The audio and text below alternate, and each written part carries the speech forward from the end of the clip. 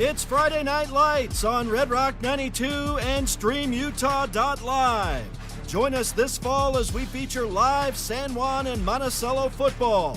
Now we send you live to the field for tonight's action. Welcome to Friday Night Lights on Red Rock 92 and StreamUtah.live.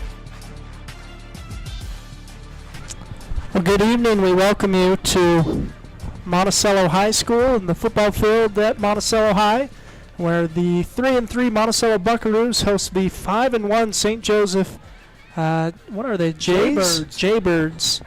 David Boyle and Bill Boyle bringing you the call tonight in Monticello, and what should be a good game between these two teams. Yeah, I mean, we spend the whole season. One of our favorite games is to discount the RPI, but the RPI is what we've got of who's where, and these are teams that are very close to one another, and a lot will be determined in this game tonight. It should be a great game. Yeah. St. Joe is number 2 in the RPI, Monticello number 4. That White Horse sandwich between the two. So, it'll be a good challenge tonight. Should be fun. This was the second season of football for St. Joe's. They played Monticello last year for their first game ever in Ogden, and Monticello won that game 55-7 over St. Joseph. They've got a new staff, new coaching head coach, and they've got some new players out there and a new lease on the season. Again, they're 5-1 so far, just a 1-point loss to Altamont, their only loss on the season. Yeah, they've had some tremendous success, particularly in their second year ever of playing organized football. Mm-hmm. And so congratulations to the Jayhawks, and we'll see in these next few weeks as these higher-ranked teams play each other, really where everyone shakes out. But it was 55-7 last August. It was about 100 degrees in Ogden. We've got beautiful conditions here in Monticello, the comfortable higher 60s, and it's going to be a beautiful evening for football. Yeah, and looking forward to it. We had the opportunity to speak with head coach of the Monticello Buckaroos, Reed Anderson. We're going to send you that conversation, and we'll be back, hear from some sponsors, and then be back with kickoff here on Red Rock 92 and StreamUtah.live. All right, David Boyle here with Coach Reed Anderson. Coach, I talked to a few of your players yesterday. They said watching the film from the Dove Creek game, they learned that they needed to get downhill on the run defense. Is that did they get the message correct? I hope so. We spent a lot of time on that this week, both in film and on the practice field. We tended to find ourselves a little afraid, and we're running backwards instead of forwards. So that's one of the big keys we're looking at tonight. Well, very good. Well, this St. Joe's team you're looking at tonight, you played them in their first game ever last year, and they come into this season 5-1 into this matchup. What do you expect what challenges do you expect to see from St. Joe's? They like to throw. They've got a couple receivers that are really fast. Their quarterback has got a decent arm, and they like to take the top off the ball. So we've got to really be solid on the edges, and then just make sure that that's the only thing they can do, and we can keep their run game in check. So that's our biggest worry at the moment. Well, very good. Well, what do you want to do offensively tonight? Well, the first is catch the ball. We did not do that very well last week. There was quite a few drops on downs that would have really flipped the field and did some different things. So touching it, we touch it, we catch it. 2 weeks in a row we've had interceptions off of tip balls that were off our own hands right into the defense. We want to eliminate those. That'll win us a turnover battle. And then continuing to sustain on our blocks. We're doing pretty good about getting into the guy, but not necessarily sustaining all the way through. So we catch the ball and we sustain our blocks. I think we're going to be in an okay position. Very good. You talk about limiting turnovers. What about generating turnovers on defense? Yeah, that's a big one. That's what happens. You don't get turnovers when you're moving backwards and not going downhill and giving people pops. So we've really focused on that in this week and popping guys and getting that ball out. So hopefully we can create some turnovers and get back into the positive turnover margin. Well, very good. Well, just before we run to, likely you'll have one more game on this field, but it is senior night. Tell us about what the senior group's meant for you. This is an interesting group of seniors. None of them are very vocal like we had in the years past. People like Tavin and Carter like to just lead by example. And then you've got kids like Camrina that people just kind of look up to. And so you are kind of really pushing him to be a good example. Jerem was a kid who's kind of been off and on, hasn't played a whole lot of football the last 3 years because of injuries and different things.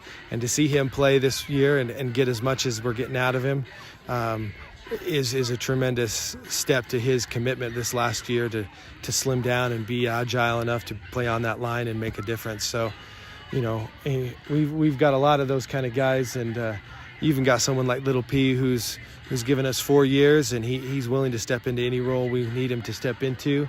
And so we're grateful for these guys, and hopefully we can get him another game here before the season ends.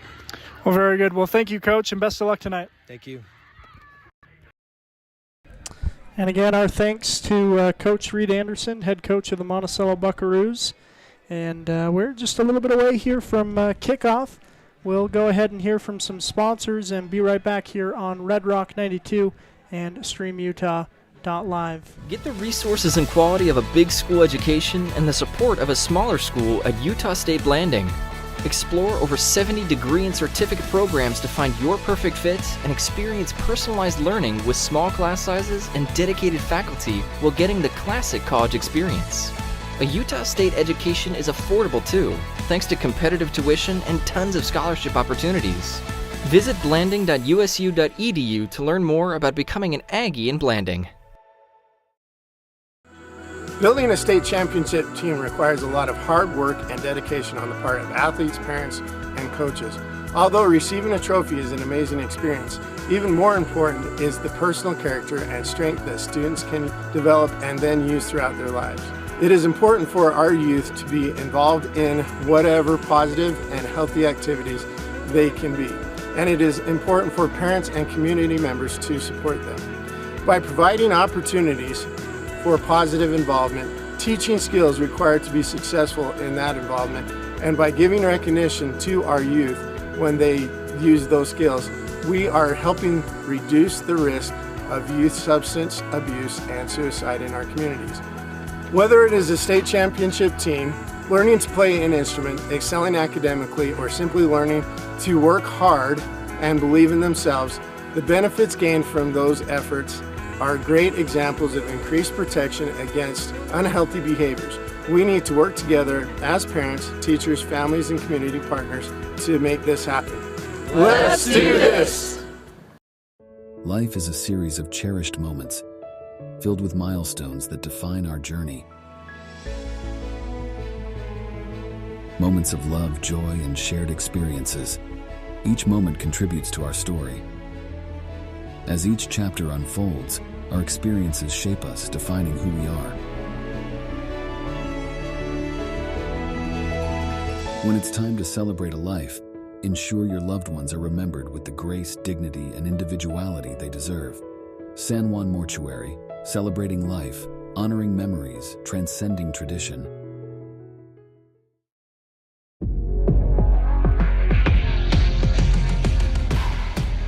Here at Lisle Northern Electric, we take pride in our highly qualified team, dedicated to serving our community.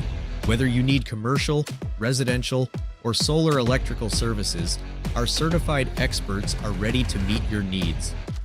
We are proud to support our community, especially our youth and high school athletics.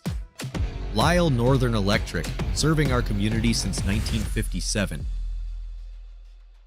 Compared to the vocational schools of the past, today's career and technical education courses span nearly every industry, including health science, business, digital arts, and computer science. CTE students learn valuable, real-world technical skills with a solid academic foundation while exploring career options or pursuing their passions. Did you know San Juan School District offers 19 CTE pathways for secondary students? To learn more, talk to a school counselor or CTE teacher today.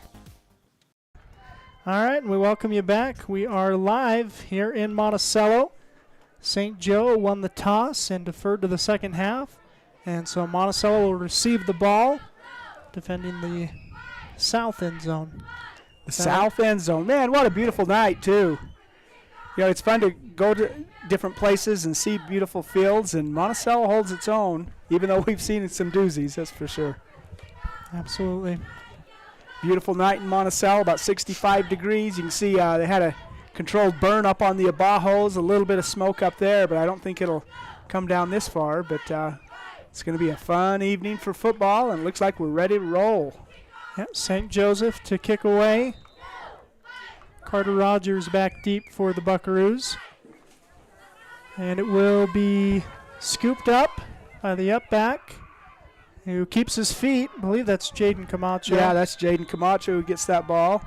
Dances around. He's brought down about the 33-yard line, where Monticello take over 1st and 10 on their first possession of the game.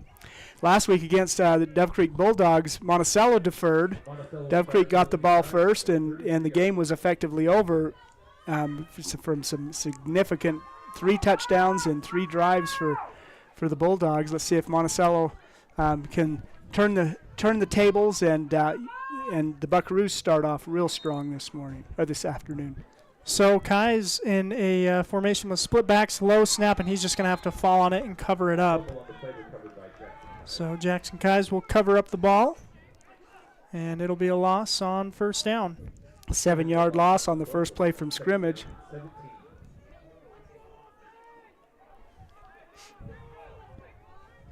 Tristan Burtonshaw in number 5 today. He's had a different number. He played last week for the first time. Here's a snap, fake handoff, now throw. Oh, and Tom Morrison just drops that ball. He had an easy 10 yards at least. Right off his face mask, it looks like. So incomplete pass, and Monticello's got a 3rd and long. Cash Young will bring the play into the game.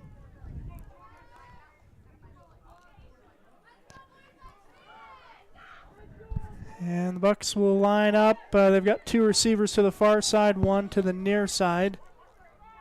Here's a snap. Kai's now will throw, and that's too low for Carter Rogers, incomplete. 4th and 17 on the first possession for the Buckaroos. This is definitely a punting situation. Kai's will come out and visit with Coach Anderson as they determine what to do. So 40 seconds into this game, the Buckaroos are facing 4th and 17. At the 29-yard line. Looks like they're lined up to go for it. Yeah, they are. 2 receivers split on each side. Hard count. Now look to the line. Just the play. I wonder, we have not seen Kai's kind of quick pooch kick yet. But this is the play that he does do it, and he's got a good leg. That's going to go. Wow, that's a great way to flip the field. And nice Buckaroo bounce out to the 30-yard line. And a penalty flag. Jackson Kai's got thrown. It might be a roughing the kicker. I'm not sure. Yeah, that's a personal foul penalty against St. Joe. It's 4th and 17. Yeah, I saw him get hit. I didn't know, and I never can tell how closely they're going to call that. Yeah, the flag was dropped upfield 15 yards or 10 yards. Yeah, so maybe it's not on roughing the kicker. Anyways, the officials are talking this one over. But it's going to be a penalty against St. Joseph, so either a really bad field position for the Jayhawks or a first down for the Buckaroos. Either one Monticello will take. It's facing 4th and 17, punted away. A flag on the play, a personal foul. It's going to be 1st and 10 for St. Joe after a 15-yard penalty from where the ball was down, so it's going to move all the way down to the 15-yard line. Yeah, so I guess I don't think it was roughing the kicker then. I'm not sure. It was personal foul, but we didn't see it. We were watching the ball go. But that's why you got officials, I guess, to watch all parts of the field. So down to the 15-yard line. So that, in effect, I'm going to have to break out my mathematical skills, but about a 60-yard flip of the field after a nice punt and then a 15-yard penalty tacked on. 1st and 10 for St. Joe at their own 15-yard line. Send the man in motion and throw it to that man. Now he's looking for a double throw, and it's going to be intercepted by the Buckaroos. That's Carter Rogers got his tip. Boy, that looked like that was defended by Tommy Morrison, who tipped the ball up in the air about 7 yards. Yeah. And Carter back behind it, came down right in his hands. First big turnover of the game, and interception there by Carter Rogers gives the Buckaroos the ball at their St. Joe 25-yard line. So 1st and 10 for the Buckaroos. Here's Kais, fakes the handoff, now looks to throw. He's hit as he throws. He gets it off, and diving catch. They're going to say Carter didn't get his hands underneath that. Boy, he was open. Yeah. And Jackson had pressure on him, and he got that ball away. Just a touch short, and Carter almost got back to it, but couldn't quite get his hands under that ball. He pulled it in anyway, but I think he got a little turf along with it. Yeah, but a good effort by Carter Rogers, the senior. So 2nd and 10 for the Buckaroos. Here's a snap, and now a handoff to Tavin Black. Tavin right up going downfield, and he'll get down about 8 yards, it looks like, maybe 9. It's good to see Tavin Black carrying the ball again straight ahead. He had an injury a couple of weeks ago, didn't play last week. And it's senior night, and Tavin wanted to play, and he had a really nice contribution there. Let's call that a 9-yard gain on 2nd down, so we've got 3rd and short. And Tavin is off the field, Landon Shumway into the game. Low snap, they'll hand to Shumway. Shumway, nice juke move. Nice, Landon Shumway. And he's going to get enough for a 1st down. He had some defenders in his backfield and juked him out and went downfield, and so you like to see that. That immediate pursuit was excellent by St. Joe, but boy, Landon stopped on a dime and turned upfield and found some open field. 3-yard gain, good for a 1st and 10 at about the 13-yard line, it looks like. Yeah. Looks like the timeout on the field by the Buckaroos.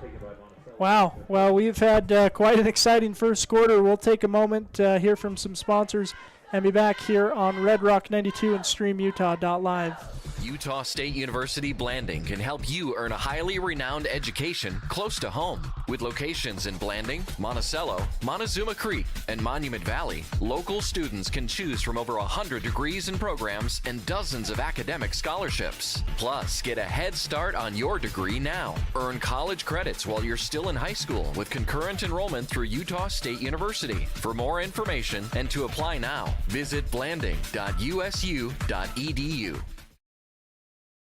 And we welcome you back out of the timeout. Monticello, I guess, still in the huddle. But the Buckaroos at a 1st and 10 at about the 13-yard line, trying to put the first points in the game on the board. Yeah, Coach Anderson wanted a timeout. Okay, let's settle it. Let's make sure we're approaching this strategically and talk to the kids, and off they go, 1st and 10. Here's a snap. Kai's looking to pass. It is a screenplay design. Tavin Black will catch it at the 10-yard line. He'll stiff arm and go out of bounds at about the 1. Nice little play there. Tavin ran the ball well. He may have dropped his shoulder and barreled into the end zone 2 weeks ago, but he went out of bounds at the 1-yard line. 1st and goal. Nice little play there for another first and 10. Well, it's not 1st and 10. First and goal at the 1-yard line. And they're in that heavy package. I imagine the ball is going to go right up the middle. And it will to Tavin Black, who will get in for 6. Tavin Black and the Buckaroos offensive front get the first points on the board. Monticello will look to... Tavin has an injury like he did late in the game a couple of weeks ago versus Norwood. Misses a big game last week. Didn't know if he'd be able to come back. But on that play, it was a straight-ahead run, but he really shifted and really nice lateral movement, which requires strength in your knee. So that's a good sign to see. Yeah. So Monticello will attempt to go for 2, and they're going to get their formation set. Send Rogers in motion. Now they'll look to throw to the end zone, and Rogers will catch it for 2. Nice pass. Jackson put a lot of buzz on that ball, a really tight spiral. A nice tight window catch. when you're passing, for a 2-point conversion. So the Buckaroos go marching in for 8 points off the Carter Rogers interception. He caps it off with a 2-point conversion catch as well.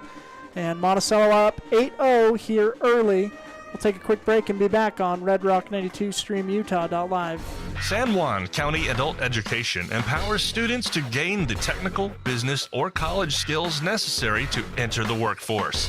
At San Juan County Adult Education, adult learners are given the opportunity to reach their personal, educational, and career goals. Students can earn a high school diploma, obtain a GED, increase their wage earning potential, and decrease barriers to self-reliance. To learn more, visit any USU Learning Center in San Juan County or email Gina Grover at jgrover@sjsd.org. Folks starting to come down this hill. It may be. As we are back, John Lieber set to kick away from the 40-yard line.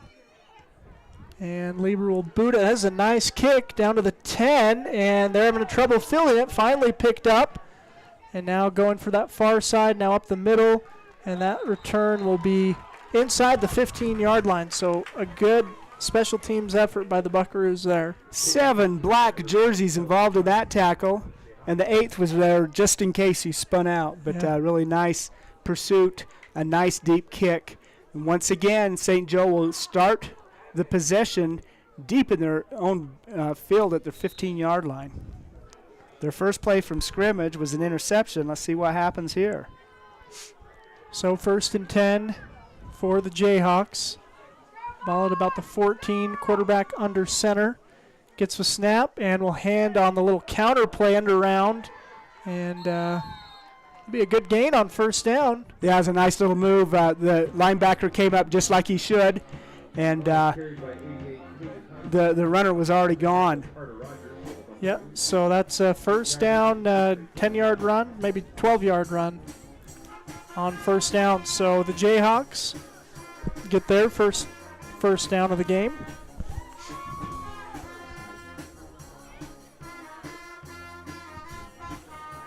Here's a snap and a handoff.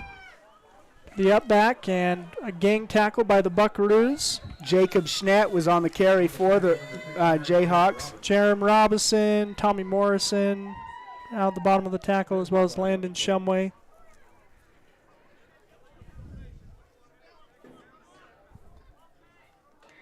And an illegal formation, I guess, is the call. And Monticello will defer that call, so it'll be I'll take a short gain on 1st down. And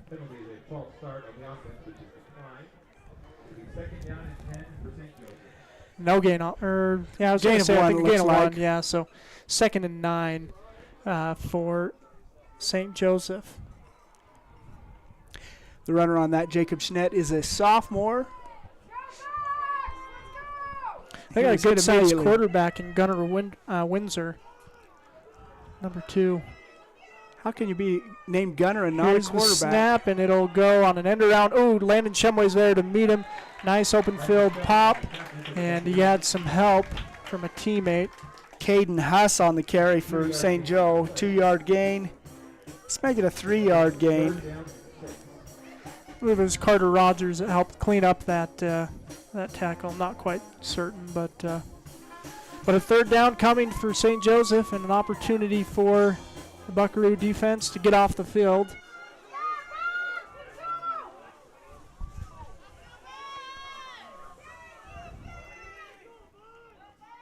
Windsor looking to pass, and he will throw across the middle. Open. Yeah, a nice design play.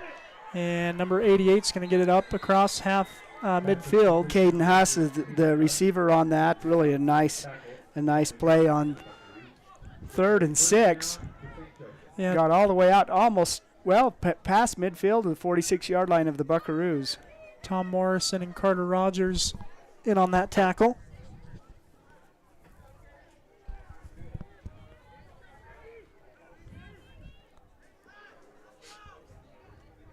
Yeah. 24-yard gain on that. Another 1st down for St. Joe.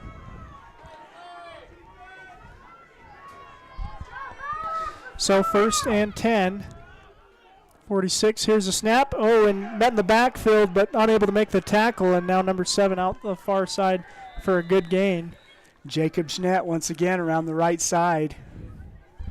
He's finally brought down after a gain of about 6, you think, maybe? They haven't set the ball yet. False start against St. Joseph, so that's going They to may accept push this one, them huh? back. Yeah. That'll be from the line of scrimmage. Yeah, so that's a good break for the Buckaroos. Penalty will march St. Joseph back on the other side of midfield.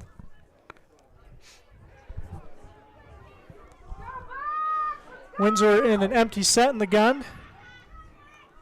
Here's a snap, looking to pass, now stepping up, throwing across the middle, and it is incomplete. Landon Shumway It's closest to the coverage. ball. Yeah, that was a nice coverage by Landon, and there were 3 people right there, and I think Landon was the one closest to the ball, so it falls incomplete. So 2nd and 15 for St. Joseph. We're about 8 minutes remaining in this first quarter.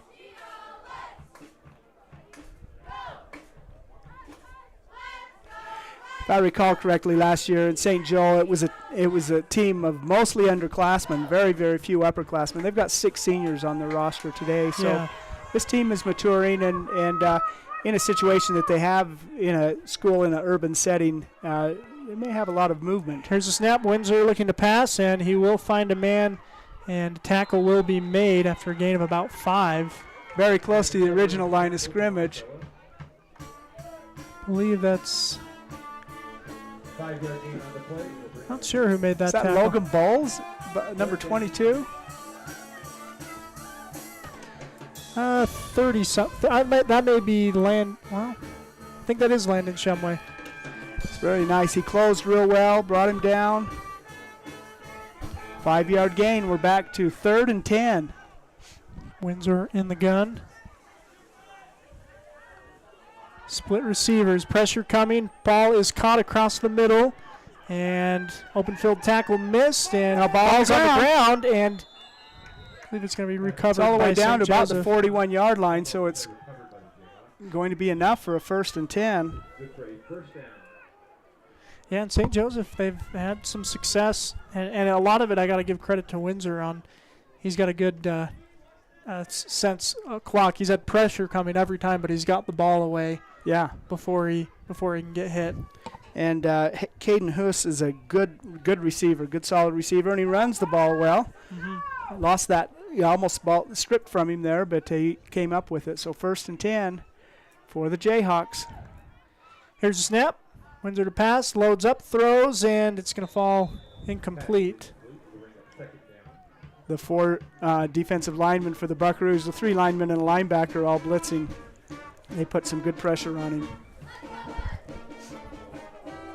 Yeah, Monticello is not giving him any time to work, and he's been able to deliver on 3rd downs. Yeah. But it's taken all 3 downs to pick up these first downs. 8-man football is setting up some imbalances of, isolate, you get an open man, and Buckaroos are sending 4 defensive rushers, putting a lot of pressure on the quarterback. And he's been able to deliver a few times. Of course, he had a big interception on his first play. Now a run off the far side, and John Lieber is going to make the tackle with a teammate. I think that's Landon again. Yeah.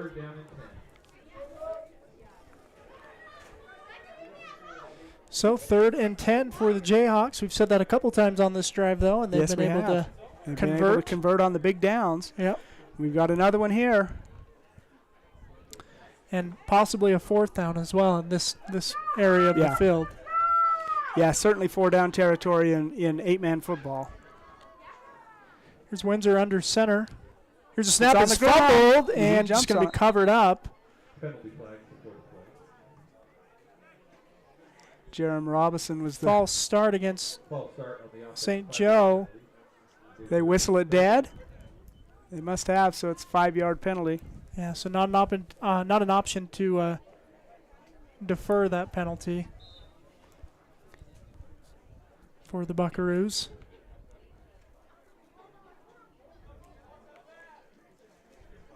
All right.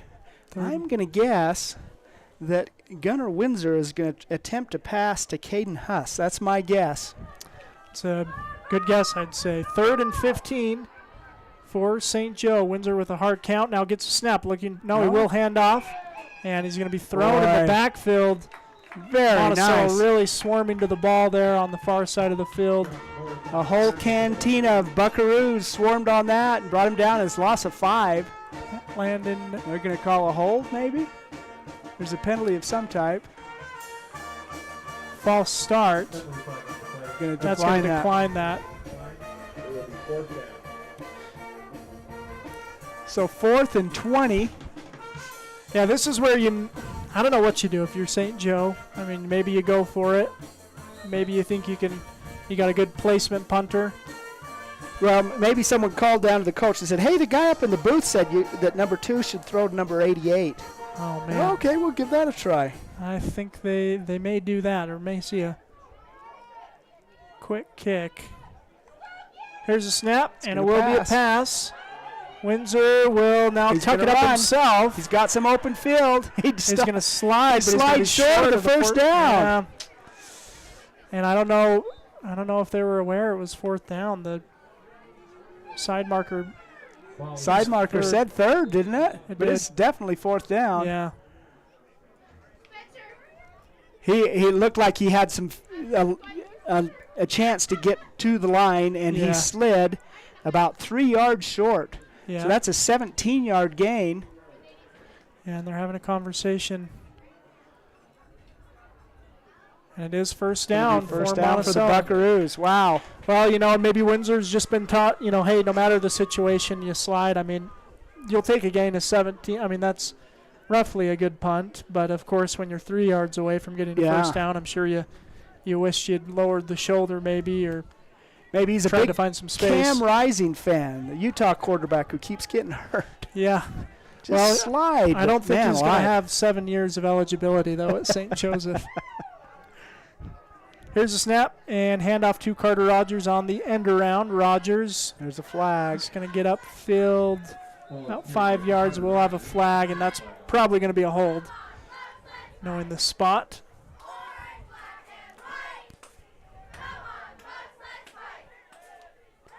Hold against the Buckaroos.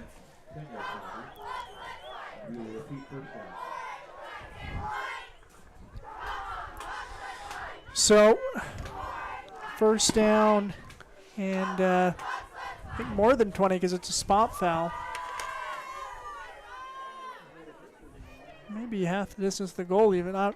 It's a long way to go for the Monticello first down. We know that. I don't know if it qualifies as a country mile, but it's getting close. That's going to be maybe 11 yards, right close to the original, 10 yards from the original line of scrimmage. So second and a long 20, or first and a long 21. Yeah.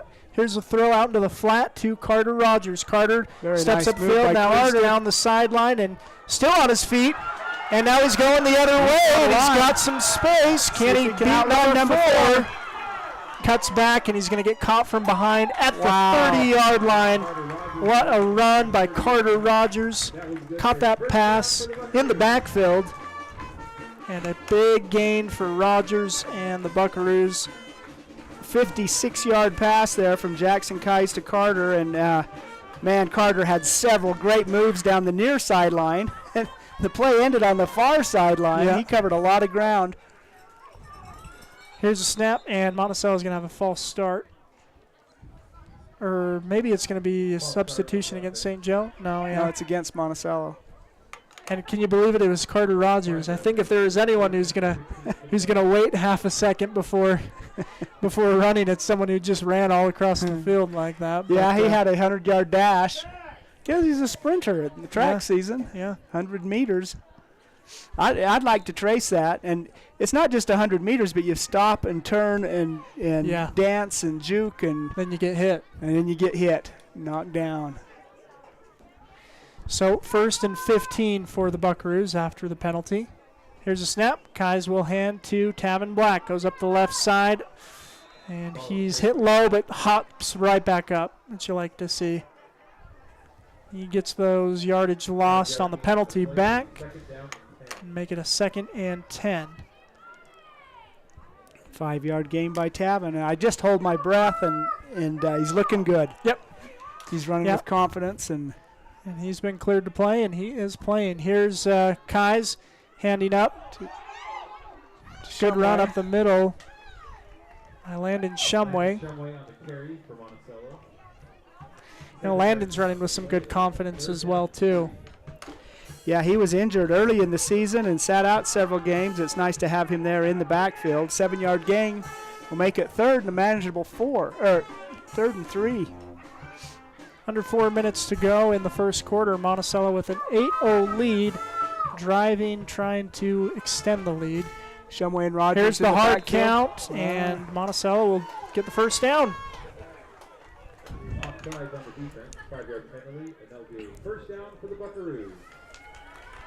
So Monticello into the scoring zone.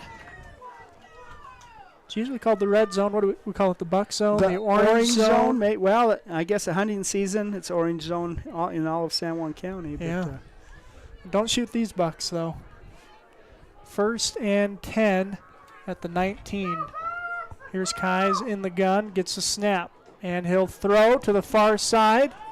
Nice move First by Carter. Down. Oh, that's Jaden. I thought it may be Camacho. I was waiting for. Yeah, Jaden Camacho makes the snag and picks up 10 yards and a first down. Very nice move after he caught that. It sprung him for all the way to a 1st and 10. At the 9-yard line, 1st and goal. 1st and goal. Kai's in the gun, sends Rogers in motion. Now we'll throw to Rogers in motion, and Rogers will step in for 6. Carter Rogers with the touchdown for the Buckaroos. 9-yard touchdown pass gives the Buckaroos a 2-touchdown lead with an extra point pending. Nice start for Monticello early in this game.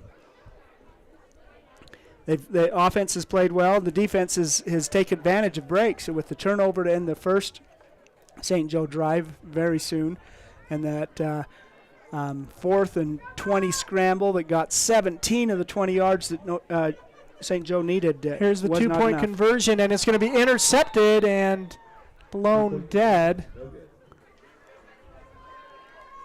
So 2-point conversion, no good. Monticello with a 14-0 lead. We'll take a quick break and be back here on Red Rock 92 and StreamUtah.live.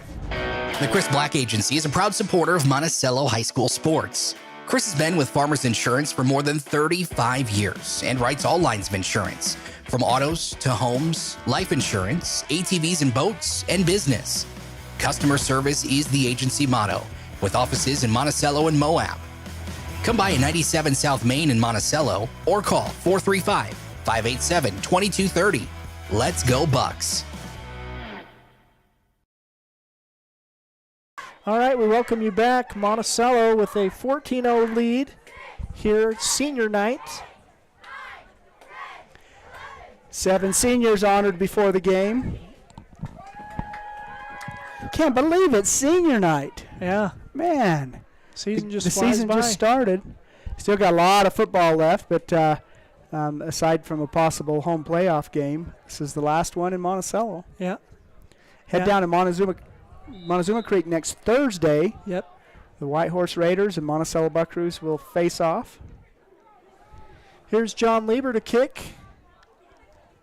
That boot is up and going to drop at about the 15 and going to get a running start for the return man. He's got some speed on the far side and is going to be tackled finally around the 37-yard line. So a good return for St. Joseph, their best starting field position of the game. And that's Caden Huss, the receiver who moves well in special teams too. Yep.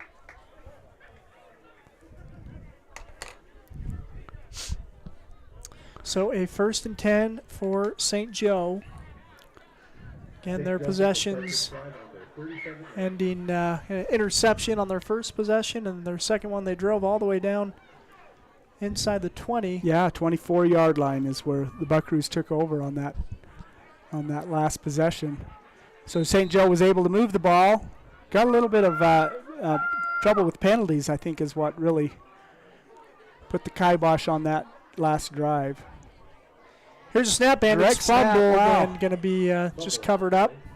I thought they just had a lone quarterback in the shotgun, but I guess they had a quarterback behind center. Yeah, it was kind of an odd formation. Quarterback was under center.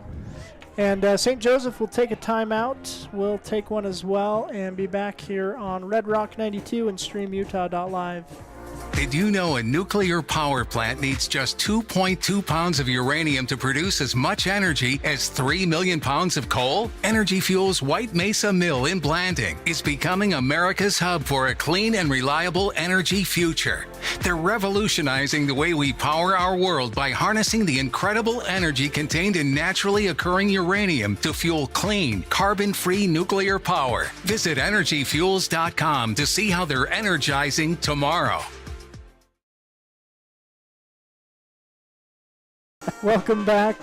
Friday Night Lights on streamutah.live and Red Rock 92.7. Second down and 13 for the Jayhawks. They just took a timeout. I'm going to talk this next play over. 2:39 in the first quarter, 14-0 lead for the Buckaroos. Here's a low snap, and I think we're going to have a false start. Man, they saw are. one of the guards. Yeah, I saw one of the guards kind of rocking back. So that defensive front, again, they haven't gotten to the quarterback yet, but they've put some pressure on the ball, put some pressure on the center with some low snaps and caused some false starts. Yeah, 35 yards in penalties so far against the Jayhawks. And that comes into play. That's really hurt them a couple of times. Yeah, so now 2nd and 17 or 18 for St. Joe. Windsor in the gun, gets a snap, looking to pass. Sets up, now moves his feet. Now he's going to be tackled way in the backfield. Great job, Josh Morrison. Wow. Josh Morrison, a senior for the Buckaroos. I don't think he played earlier in the season, and boy, he had his biggest tackle of the season right there. Yeah, second long, now it's 3rd and longer. Yeah. All right, Country Mile. I need a protractor here to figure this out. 20, 30, 31. It's 3rd and 31. Boy, Cameron Carpenter really got in there quick and put some pressure on, but it was Morrison who closed out the play. Here's a snap, and Windsor rolling, looking to pass. He's going to pull it down, and now he will load up and throw. That is a high ball, and it's going to be incomplete. Landon Shumway and Bean Rogers just about running into each other trying to get that big ball, that moonshot. There were potentially 7 intended receivers there, 4 Buckaroos and 3 Jayhawks. Falls incomplete. So a 4th down and very long, and number 5, Coy Simpson. That ball was in the air a long time. That was. That was a moonshot there. Yeah. Didn't quite get into orbit, so it fell back to earth harmlessly. Carter Rogers back to receive this punt. About 2 yards past the line to gain for a first down. 4th and 31. And St. Joseph's trying to figure out. Get this call a timeout. Yeah, they will use a timeout here. We'll take one as well and be back here on Red Rock 92 and streamutah.live. Compared to previous vocational classes, career and technical education courses now span nearly every industry, including automotive, welding, health science, business, digital arts, computer science, and more. CTE students learn valuable, real-world technical skills with a solid academic foundation while exploring career options or pursuing their passions. Did you know San Juan School District offers 19 CTE pathways for secondary students? To learn more, visit a CTE teacher or southeastutahcte.org.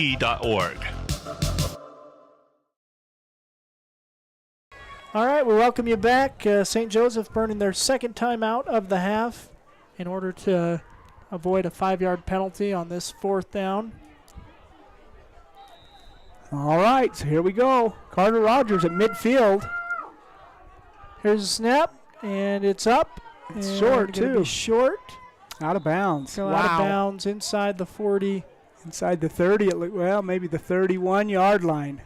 Wow. Great field position for the Buckaroos as they start their 4th possession of the game with a 2-touchdown lead.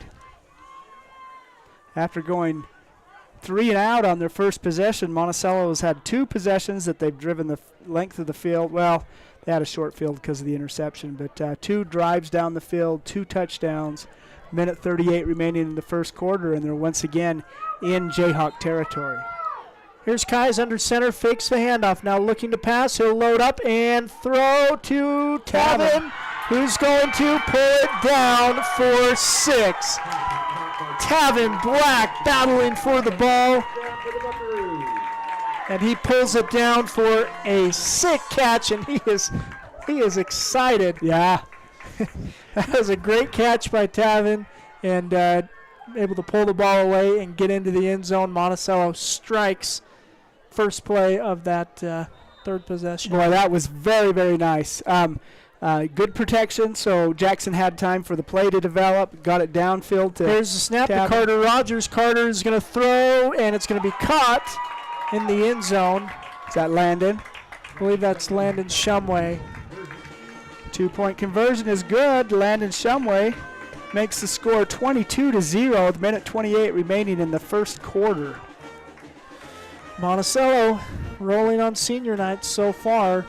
We'll take a quick break and be back here on Red Rock 92 and StreamUtah.live. You don't have to be sidelined by sports injuries in San Juan County. Precision Rehab provides physical therapy in Monticello and Blanding, as well as Montezuma Creek and Monument Valley, where our therapists have helped athletes of all ages get back in the game since 1996. Precision Rehab is dedicated to restoring you and your loved ones to peak performance when pain and injury slow you down.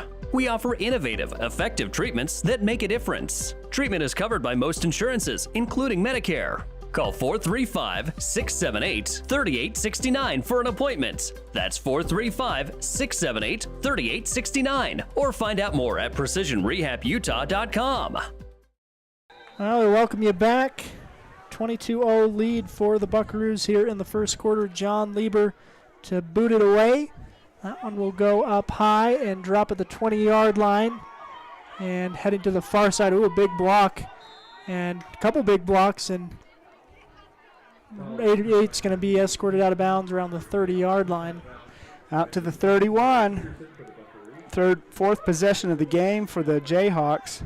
They've had some success. One sustained drive that probably the only thing that marred it was penalties, but yeah. The 31-yard line that they will start, 1st and 10. Minute 23 remaining in the first quarter. Buckaroos leading 22-0.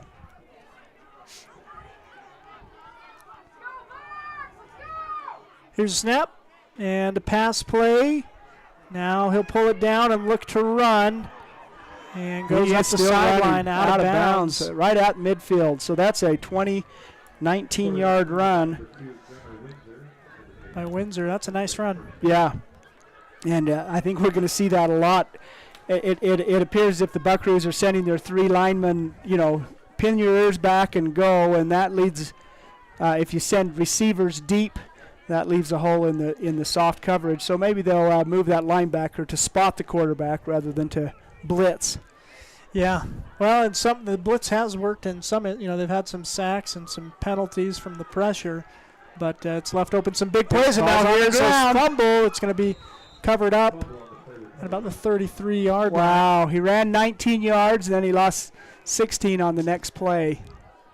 Yeah, tough break for St. Joe. And Monticello will once again have a good cushion for their defense. Boy, St. Joe's offensive linemen are huge. Yeah, good size. Which means that you could possibly get around them real quick. And it looks like the Buckaroo defensive line is able to get in the Jayhawk backfield. I'm going to think about that one. Yeah. The Jayhawk backfield and really put some pressure on them. And so 2nd and long. Here's Windsor with the snap, and he'll hand it up. And nice running from Simpson. Hard running. Takes John Lieber for a ride. Coy Simpson. Tristan Burtonshot. It was a 21-yard loss on that initial play, and Simpson made back quite a bit of it, but now we are at 3rd and 14. At the end of the first quarter, we'll take a timeout here from the sponsor. We'll be back with the second quarter here on Red Rock 92 and StreamUtah.live. Desert Rivers Credit Union is proud to team up with the communities in our corner of the state. A nationwide network of ATMs and branches, full line of mortgage products, local decision-making, low fees, and great rates for every credit score are just a few of the things we bring to the team. And to top it off, we are for people, not profit. Come by and meet our team at one of our 4 branch locations or visit desertriverscu.com. We love our communities and are proud to support our youth.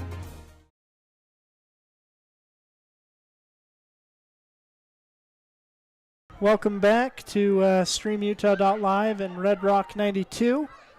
Monticello Buckaroos defending on this upcoming third down out of the first play of the second quarter. St. Joe facing about a 3rd and 14. So they had some good gains on second down after a big loss on first down.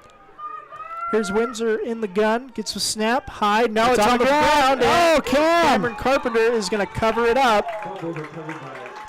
At the 40-yard line, fumble there by number 2, Gunnar Windsor, and picked up by Cam Carpenter. Falls on its Buckaroo ball. 1st and 10 for Monticello. At the Jayhawk 39. 22-0 lead for the Buckaroos, looking to take advantage.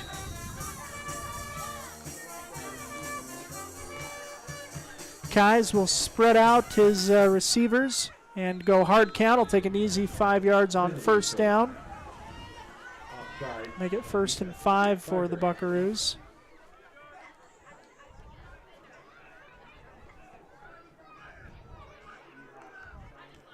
Greg Adams marching off the 5 yards with precision and accuracy. That's what he does. So Monticello again will take this play out of the huddle.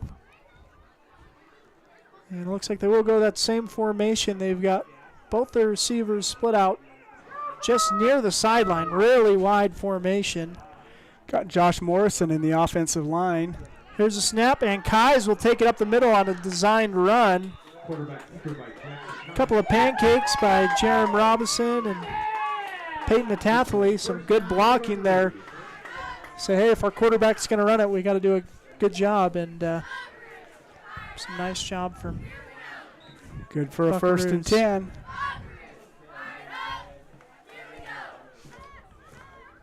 First and 10 at the 29-yard line. Monticello kind of slowing down a little bit, too, as far as not necessarily in a big rush to get to the ball. Did Jackson carry that ball? Yeah. It was a designed run by the quarterback. Here's Kais, and we're going to have a false start against the Buckaroos. Monticello was working out of that power formation.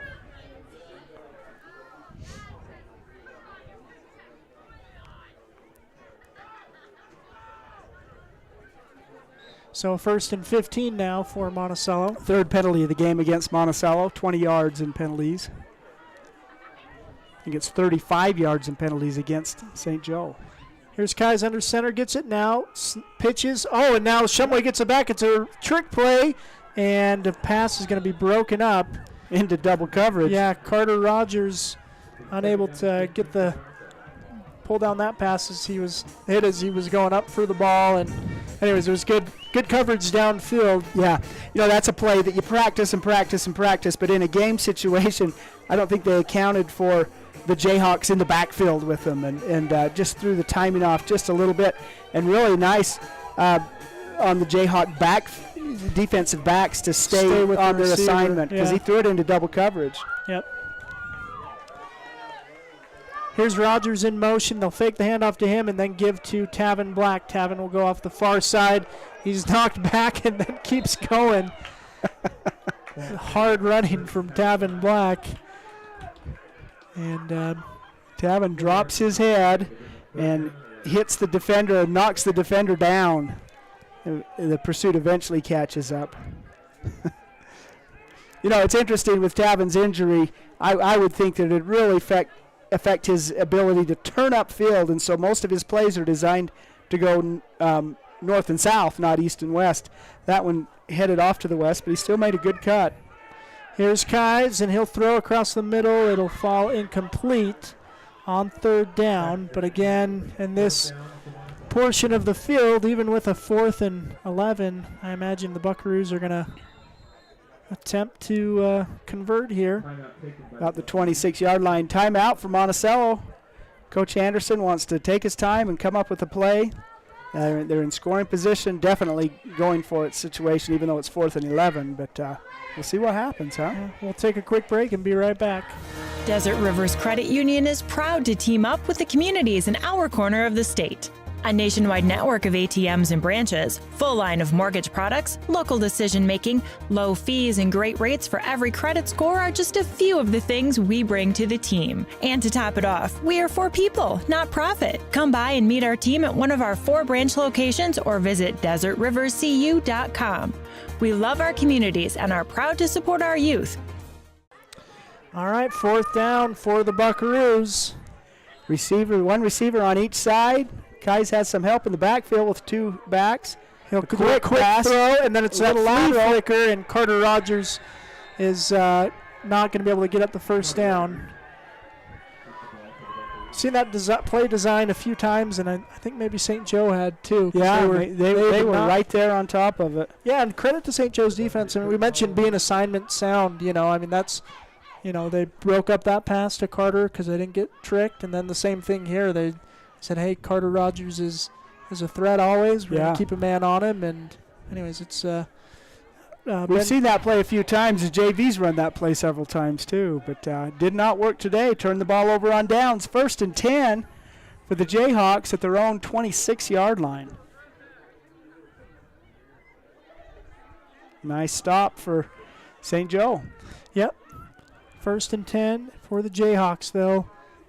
Give it off the left side, and no real gain there. Looks like Cameron Carpenter was getting a lot of the helmet slaps, so I think he was the one that made the tackle there.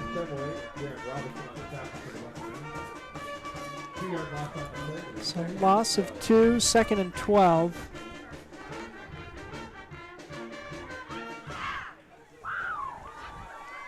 $22-0 is our score. 10 minutes and 10 seconds remaining in the first half. Buckaroos lead on a beautiful evening for football. October football, I like it. Windsor in the gun. Here's the snap, looking to pass. Now he'll pull it down and run, and Lieber will escort him out of bounds. Oh no, he went out just short of the first down again.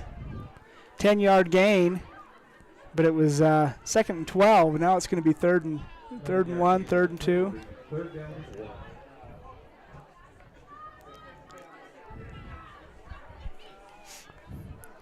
Third and 1 for St. Joseph. I tell you, you've got some good receivers out there, and you've got a quarterback that can move the ball well. And we saw this with Rich. Rich's quarterback was able to throw it well if he needed to, but he also could scramble if the opportunity was there. And so far, Gunnar Windsor's had some good runs. Here's a snap, looking to pass. He'll step up and be tackled. Flag is thrown. John Lieber was there to bring him down, along with Cameron Carpenter. And received John. He's changed to a spy. Yeah, he is trying to follow Windsor and limit him. It's a holding penalty against St. Joe. Will move the ball back 10 yards from the point of infraction. So that's a tough one there because you had a first down, and now it's going to be 3rd and long.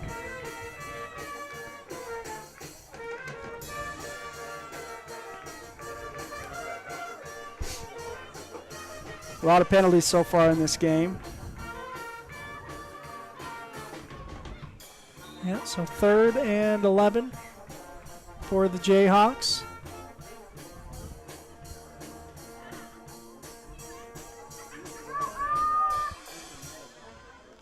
As Windsor gets the snap, looking to pass, will throw quickly, and it'll fall incomplete. Pressure coming. And freshman Noah Diltz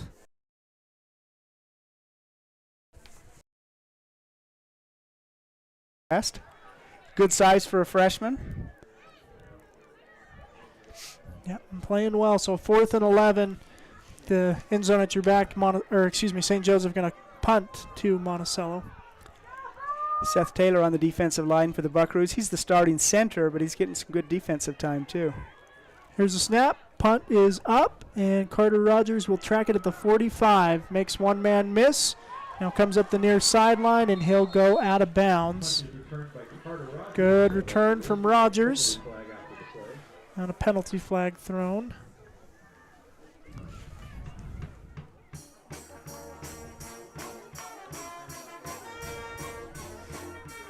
Couple of flags on the field. They're spotted right there at the 25-yard line. It's going to be a hold against Monticello. Yeah, so that's going to push the return back a little bit.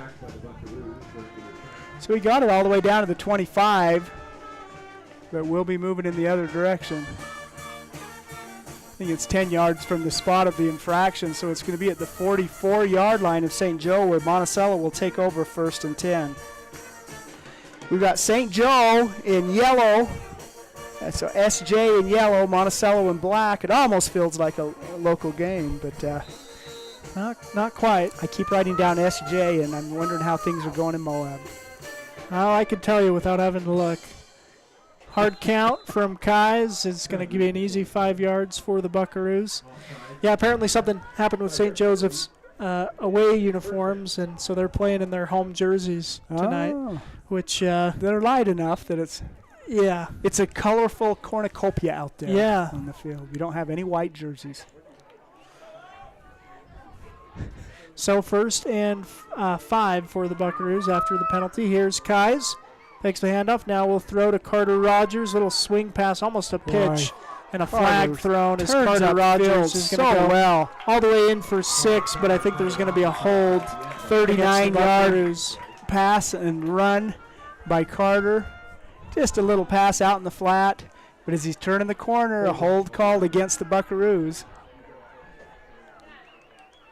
Boy, Carter's got such good speed. He runs the ball well. That was a beautiful run to watch. Yeah. Sprung, by a hold, but nice play there. Unfortunately, it's coming back. Yeah, and about the spot, I don't know that it's going to be a big loss at all. Yeah, so and it's going to replay 1st down. So this is a rare 1st and 7 for the Buckaroos.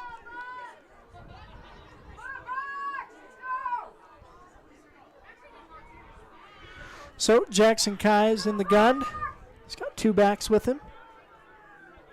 Here's a snap. Hands to Tavin Black. Tavin up the middle. Spun around. Keeps going. Nice move by Tavin. Gets the 1st down. He spins while he's running with the defender on him and just carries him and rolls on through. It's all the way down to the 32-yard line. 1st and 10 for the Buckaroos.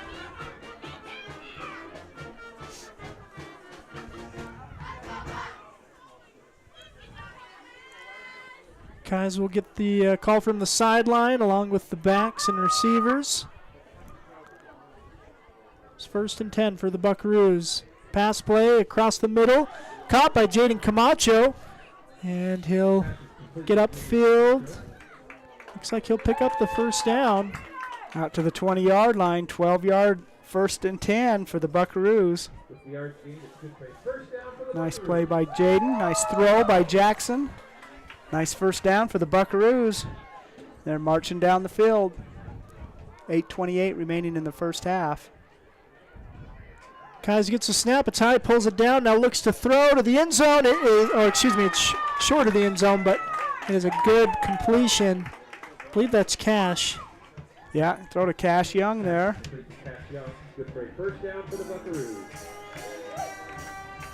It's going to be 1st and goal at about the 5-yard line, 6-yard line. Yeah, I think so. Yeah, it's you can't tell. It's not necessarily our greatest sight line here on this other end zone. But 1st and goal at the 5 is what they've got on the scoreboard. Kais under center. Gets the snap, fakes the handoff. Now pressure coming. He's going to throw to Cameron Carpenter, who's going to be Just short. The line judge raised his hands. He thought it was going to be in, but double-checked and said, nope, you're just Mr. a little bit Swenson short. changed his mind halfway through. It turned into a stretch. You know that when you're waving at someone and you realize it's not who you think, so you pretend to stretch. It was he close. Almost signaled a touchdown there. Cameron almost got in on the completion. So now short yardage, and Kai's under center. Second Gets the snap, and they'll give to Cameron. Get his touchdown. Yeah, they're going to get him 6 points on senior night. As Cameron Carpenter will catch and then run in for 6. And even John Swenson couldn't deny that one. That was funny. He was ready to signal a touchdown. And yeah, it was very close. Just short. Really nice run. Boy, a 44-yard touchdown drive in 5 plays for the Buckaroos. 3 pass completions, 2 runs, balanced offense. Spread it out. A lot of different people touched the ball on that possession, including Cameron Carpenter on a 1-yard touchdown run. Direct to Cash Young. He pitches right at the very end. It goes into the end zone. So the 2-point conversion is good. Monticello with a 30-point lead here in the second quarter. Take a break here from some sponsors and be back on Red Rock 92 and StreamUtah.live. For almost 20 years, residential construction has been our focus at Lee Contracting. Specializing in remodels and additions, we can take your house from ground to finish, and we can handle your new construction and concrete needs too. No job is too small for Lee Contracting. Give us a call today at 435-459-1314. Lee Contracting is a proud sponsor of local high school sports. Welcome back to StreamUtah.live. Red Rock 92. Monticello with a 30-0 lead here with 7 minutes remaining in the first half. And Buckaroos making sure all the seniors score on senior night. Tavin Black getting in twice, Carter Rogers, and now Cameron Carpenter all bringing in touchdowns for the Buckaroos as they've got the 30-point advantage. But again, St. Joseph, they've shown some flashes on offense, but haven't been able to turn it into points just yet. There's a kick. Going to be fielded at the 20. Gets the corner. And is going to be hit out of bounds. Yeah. And a flag thrown late. The home crowd assume it's going to be against St. Joseph. There's a hard hit, but Monticello also maybe made a hit after the play. Yeah, it looked like Huss stepped out of bounds and then a hit was delivered. Yeah, right at the same time. Yeah, a little bit after. And they're going to call a 15-yard penalty, so this is going to be best field position for St. Joseph, I believe, in this first half. So I'll start this possession in Buckaroo territory. All the way down to the 44-yard line of the Buckaroos. Yeah, this is the first time they've had a possession start in Buckaroo territory. And 7-11 remaining in the first half. They're hopeful to get on the board. Here's a snap. Windsor looking to pass. It's a design screen. And, wow, great job by John Lieber to make that tackle because there were 4 Buckaroos behind the runner. And Lieber made a great open field tackle. Looks like it's going to be a gain of 1 is all. But, boy, that was a nice play. Nice design play. Boy, the Buckaroo defenders were going to the quarterback, and so lobs that over to the receiver. The receiver catches it and turns upfield, and before he can get any momentum, John Lieber brings him down. No gain on that play. 2nd and 10. Windsor will fake the handoff, keep it himself, and be pushed out of bounds. Landon Shumway on the tackle. Windsor had quite a stiff arm on Landon, but Landon took him down anyway, showed a little bit of his wrestling skill. Yeah. 2-yard gain on that play. 3rd and 8.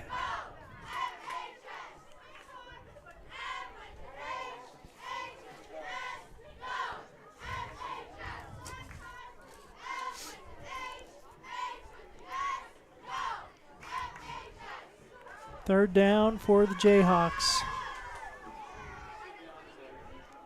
Windsor in the gun. Two receivers either side. Here's a snap, looking to pass, and he'll load up and throw. His man's got a step, and he's going to catch it. They're going to have a 1st and goal. Boy, that was a nice throw, and his receiver had a step. Receiver Declan Yarolski.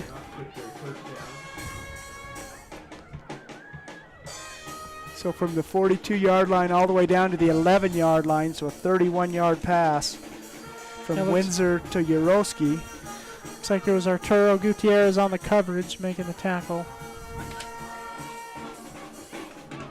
So Yarowski was able to get the inside track there and shield his body, use his body to shield him from the defender.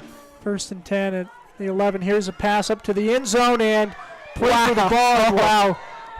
I'm going to say it is incomplete. Man, that pass is intended to number 8, the great receiver, Caden Huss. He was very closely defended. It looked like Buckaroo defender was all over him, but he still was almost able to bring that down. All for nothing, incomplete pass, but that was an entertaining incomplete pass, that's for sure. So 2nd and 10 from the 11-yard line for St. Joseph. And again, you know, Monticello getting an opportunity here to try and do a goal to go stance. Here's a snap and looking to pass. Pass is going to be up high and incomplete. It would have been a pass interference, but it was over the head. The officials are talking about it. Yeah, that was an uncatchable ball, but the defender definitely was going up to get the ball, but he climbed on the Jayhawk to do it. It's incomplete. That one in the end was an incomplete pass too, but not quite as entertaining as the prior miss. 3rd and 10 from the 11-yard line.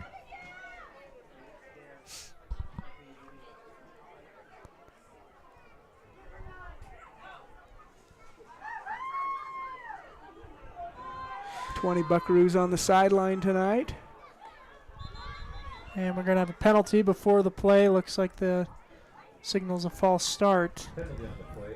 False start on the offense. 5-yard penalty. It will remain 3rd down. 3rd and 16 or 15 now.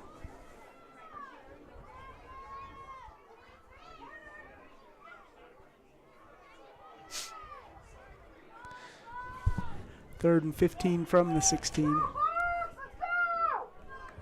Here's a snap. Windsor looking to pass. He'll throw across the middle, and it'll fall incomplete. Greg Adams just showed incredible dexterity to get out of the way of that pass. Yeah. Incomplete pass. Man, officials, they don't want to be involved in the play, and Greg showed that was pretty impressive, Greg. Yeah. Got down out of the way. Make it 4th and 16, and this is definitely go for it situation. Yeah.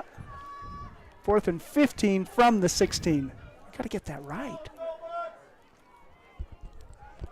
Well, here's Windsor in the gun. 2 receivers either side. Gets a snap and looking to pass. Come the box, lot of pressure.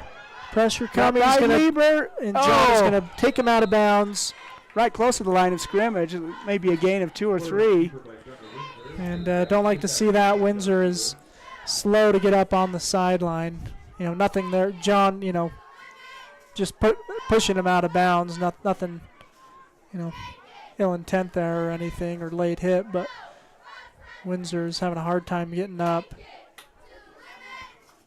But he is up. He's holding his, not sure which hand he's holding, but he is not feeling good. Looks like it was a gain of 2 before he was knocked out of bounds.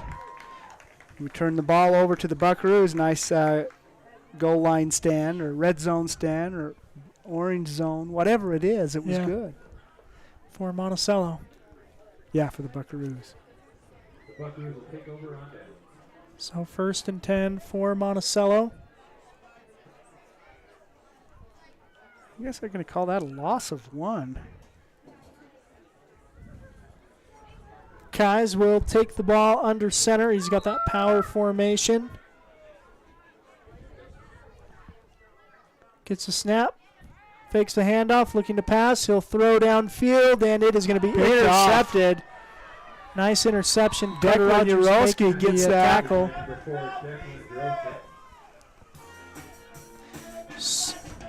So 5:33 to go, and St. Joseph will come right back out on offense. We'll see if Gunnar Windsor's ready to go, and he is out on the field. So good to see that, the senior quarterback back out there for the Jayhawks.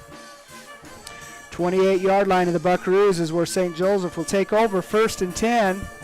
Once again, their best field position to start a drive of the night.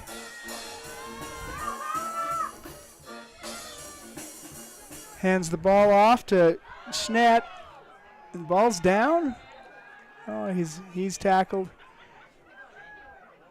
Yeah, up good to the gain on 22, first it down. looks like. 7-yard gain on the play for the Jayhawks. It'll be 2nd down and 3.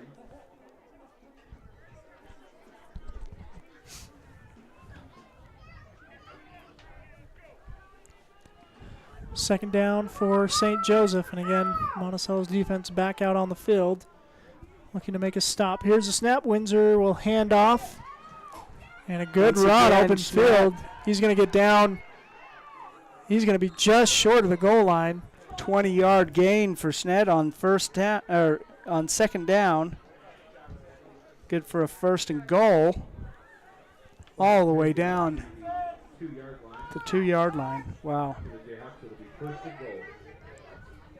So, nice little bit of a delayed handoff, but he followed his blockers well and picked some holes and got down close to the goal line. Yeah, so 1st and goal for St. Joseph. About 4:30 remaining in the half. Jayhawks looking to get their first points of the game. Here's a snap, and Windsor will keep. He's going to be grabbed in the backfield by Morrison. Josh Morrison swarmed him down. 5-yard loss on the play. It'll be 2nd goal for the Jayhawks. 5-yard loss. 4:08 remaining in the first half. Jayhawks are knocking on the door, but the Buckaroos want to keep that door closed. And Morrison did the thing they needed, pushing them back makes it a little bit more manageable. Yeah. Tommy Morrison's been a great contributor for the Buckaroos all season, and now Josh Morrison has, as we've seen him, he's had some contributions today too. That was a great play right there. 2nd and goal. So Windsor in the gun, gets a snap, fakes the handoff, now looking to pass. He'll throw to the end zone, and it will be caught and brought in. Yarosik. He had the interception too, so it's fitting that he completes the first scoring drive of the day for the Jayhawks with a 7-yard catch. Nice little throw by Gunnar Windsor. Little sidearm, slung it in there, and Yarosik caught the ball and made a move and waltzed into the end zone. And he'll look to add the extra point with a kick. Snap high, held down, and kick is blocked. Carter Rogers was in there. I'm not sure if he got the hand on it. There were several Buckaroos in there. So point after is no good, and Monticello holds a 30-6 lead. St. Joseph on the board after the short field off the turnover. Got some sponsors to thank this evening, making these broadcasts possible. Yeah, they include Primary Residential Mortgage. They can help you structure the best deal with 30 years of experience and know-how, and rates are moving too. Napa Motor Parts, get everything you need at their stores in Blanding and Monticello. Flights Gymnastics, a proud supporter of local sports. Pick-a-Stitch Embroidery and Apparel, a wide variety of products, and they can customize and personalize them all. Dependable Auto, Brad Stoddard and his crew get the job done at Dependable Auto Repair in Monticello. Jones and DeMille Engineering, shaping the landscape and the quality of life in the rural Intermountain West. Four Corners Regional Care Center, a skilled nursing and rehabilitation facility and a comfortable caring center. Crowley Construction, dirt work, road construction, driveways, any job, big or small, give them a call. And Creative Floors, covering all of San Juan County with your carpet and flooring needs. Very good. St. Joseph ready to kick this one away. This one is going to be short. Monticello is going to have to jump on it, and Jaden Camacho will cover it up at the 35-yard line. So good field position.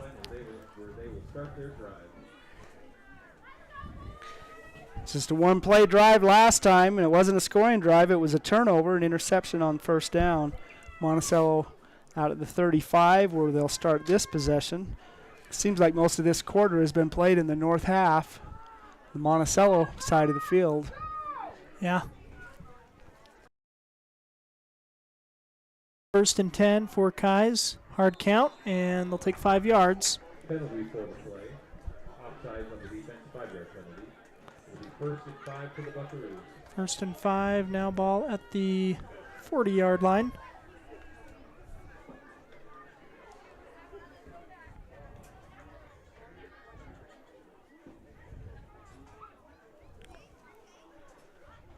Lots of penalties in this first half of play. Yep.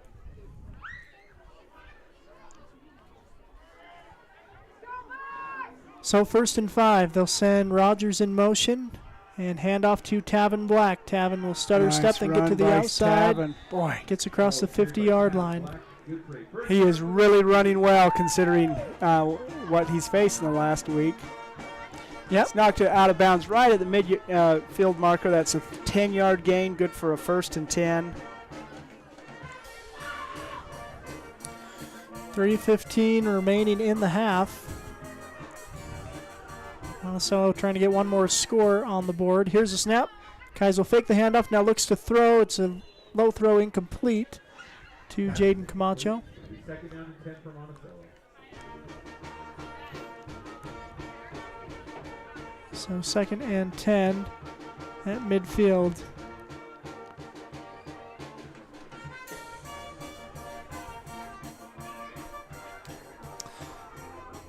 Kais in the gun. They've got Tom Morrison as the tight end on the left side. Here's a snap, and they'll hand to Carter Rogers on the end around. He jogs, waiting for some blocks to set up, and they never fully do, and so he's going to be tackled for a loss on 2nd down. Or no. 3rd down. Gain a loss of 1.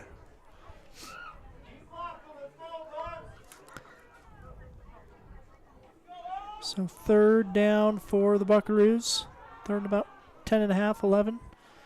Skies gets a snap, looking to pass, and he'll throw to Tom Morrison. He'll haul it in. Morrison's going to be just shy of the line to gain. St. Joe making the tackle. Coach came right out on the field. He knew his player, something was not right. 7-yard gain on that. Players up. And off the field on his own Caden power. Huss, their wide receiver. I think that's 18. Oh, was that 18? Yeah, that's Isaiah Hebert. Hebert, sophomore cornerback. 1888. It might be the smoke from those fires that are coming down. 4th and short. Monticello set to go for it. Hard count from Kais. Now they'll look to the sideline, adjust the play.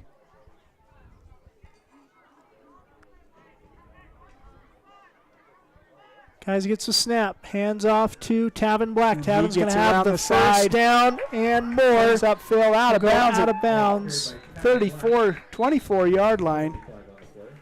Another flag on the play. Holding against Monticello. I'm tired of penalties. So that'll bring it back from the spot, which was the line to gain. So it's going to be a 4th and 10. It looks like.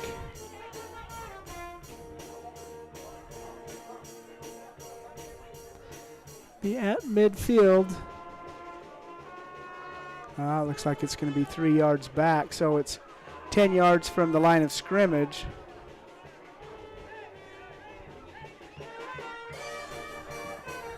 They're going to go for it. 4th and 13. 4th and 13.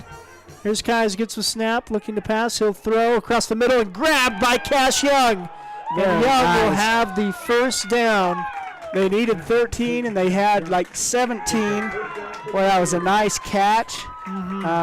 He brought it in and kept his feet moving, moved into open territory, got the 1st and 10. That's a nice 4th down conversion for the Buckaroos.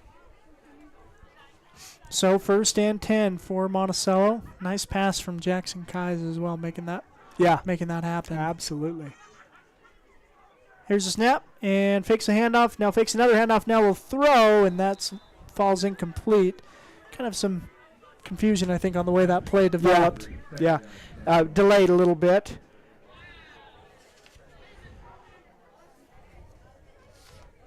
It felt like a precision play that was blown up, and so they weren't able to get it. But anyway, incomplete pass is the result. So 2nd and 10 for the Buckaroos. Here's Jackson Kais, gets a snap, looking to pass. He'll throw to Landon Shumway in the flat. Oh, Shumway is hit hard, keeps his legs turning, and is going to pick up maybe a yard or two, but it was a nice effort from Landon. But you can hear the St. Joseph sideline. They love that hit.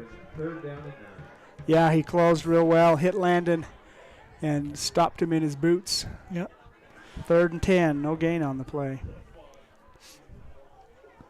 1:09 remaining in the first half. Here's a snap. Kais pulls it down, looks to throw, and it's going to get out of his hand awkward. He did not get that where he wanted to. You know, Jackson's thrown the ball quite well here in this first half. Really had some good, nice precision passes. A couple of those seemed a little bit awkward in the latter half of this drive. Have another 4th down situation, 4th and 10, 1:02 remaining in the first half. And Monticello will use a timeout here to talk that play over. We'll take a timeout as well and be back here on Red Rock 92 and StreamUtah.live. Life is a series of cherished moments, filled with milestones that define our journey, moments of love, joy, and shared experiences. Each moment contributes to our story. As each chapter unfolds, our experiences shape us, defining who we are. When it's time to celebrate a life, ensure your loved ones are remembered with the grace, dignity, and individuality they deserve. San Juan Mortuary, celebrating life, honoring memories, transcending tradition.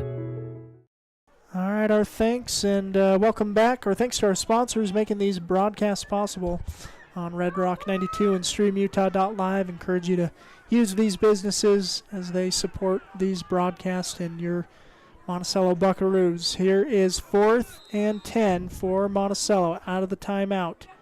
Kai sends Rogers in motion, fakes the handoff. Now a screenplay design. Tavin Black's going to catch it. There's going to be a penalty in the backfield. Tavin's going to gain the 1st down, but there'll be a penalty in the backfield. And it will be a hold against the Buckaroos. In the backfield, too, so from the point of infraction, that's going to be a big penalty. So it's going to be 4th and 25-ish. Yeah.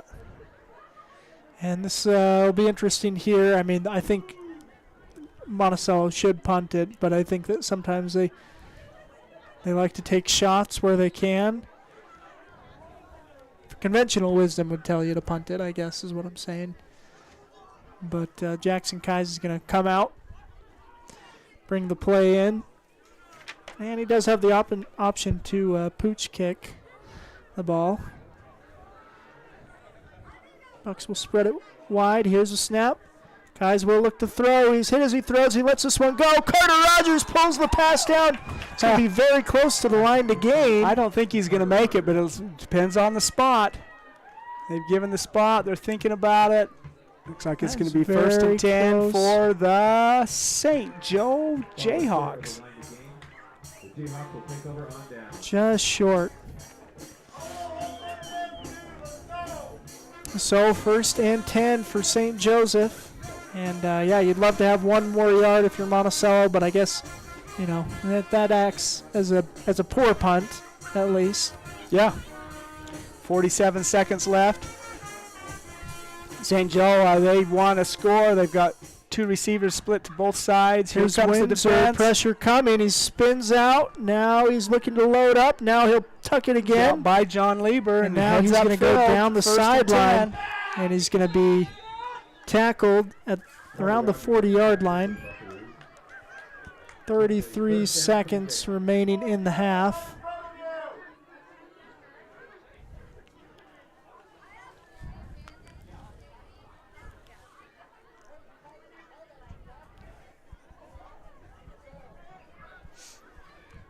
And the clock will run. I think St. Joseph may have one more time. I know they've spent two. I can't remember if they've spent their third. So in order to score, they're going to need to get some big chunks. Windsor gets the snap, and he will spike it. Ball's down by the Jayhawks. So a second down and 10 now for St. Joe, and 17 seconds remaining in the first half.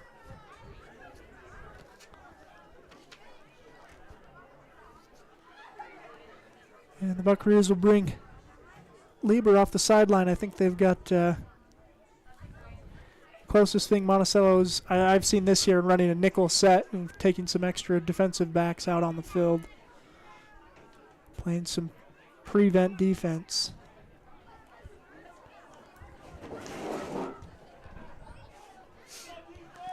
So 2nd and 10 for St. Joseph, 17 seconds remaining in the half.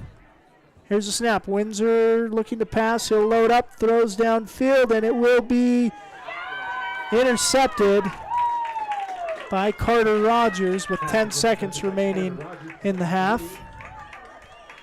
So Rogers pulls down another catch. Nice play there by Carter.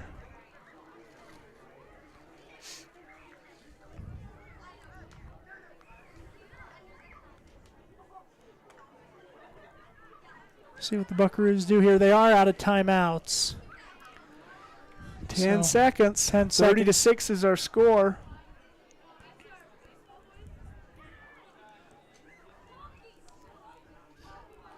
One last play, I'm assuming, till we headed to the locker room for halftime. Here's a snap for Kais. He'll fake a throw. Now he'll load up and throw downfield. And it's going to go up in the air and incomplete. 3 seconds remaining in the half.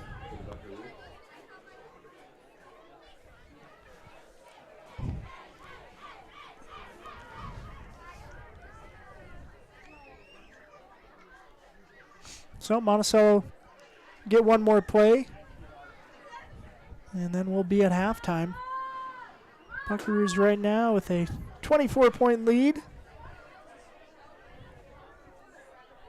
St. Joseph will receive the ball to start the second half, and Kais will kneel it down, so we will go to the end of the half, and it is a 30-6 lead for Monticello on senior night. Buckaroos jog off the field, headed to locker room to talk here at halftime. We'll take a quick break. We'll be back with some first half statistics and other halftime information for you here on Red Rock 92 and StreamUtah.live.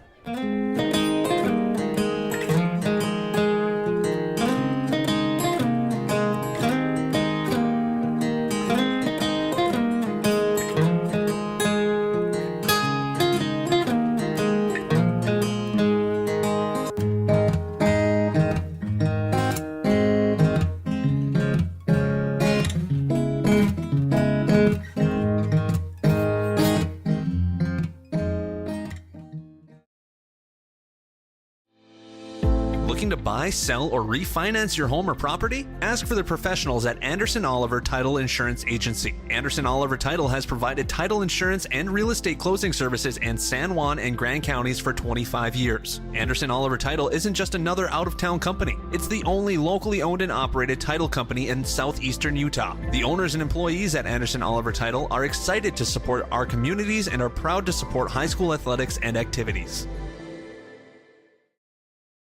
TaylorMade Wooden Heritage is the Four Corners source for high-quality, beautiful, and long-lasting custom residential and commercial cabinetry for over 50 years. TaylorMade Monuments designs custom monuments and headstones crafted with care and artistry to honor your loved ones for generations. TaylorMade is family-owned and operated and offers competitive pricing. Call them today for a free quote. 435-678-2523. TaylorMade Wooden Heritage and TaylorMade Monuments, proud sponsors of San Juan High School sports. No matter what you've got planned for the weekend, a home makeover, a landscaping project, a backyard barbecue, your neighbors at Red's Ace Hardware in Blanding have what you need. You'll find great buys on paint, tools, and yard and garden supplies, not to mention grills, patio furniture, and pool care essentials. We carry top brands like Clark & Kensington, Craftsman, Scotts & Weber, and our helpful associates can answer all your questions. For national brands and local expertise, you can always count on Red's Ace Hardware. Ace is the place with the helpful hardware, folks. Let's talk cancer. Monticello, Utah. If you lived, worked, or attended school in Monticello, Utah from 1941 to 2002 for at least 3 years, you might have a higher cancer risk from uranium tailing exposure. Apply to get a free cancer screening today. One screening could bring peace of mind to you, your friends, and family members, help spread the word, and save a life. Screenings are available for a limited time through San Juan Public Health. Call today, 435-587-3838, or visit sanjuanpublichealth.org to apply. With a changing economy and advancing technology, it's time that marketing and selling of real estate in San Juan County catches up. Four Corners Homes and Property Management is changing the game. Every Four Corners Homes listing includes 3D mapping and virtual tours, professional photos, a digital and global 21st century footprint, and marketing exposure that makes it easy for buyers to find and identify what makes your listing unique.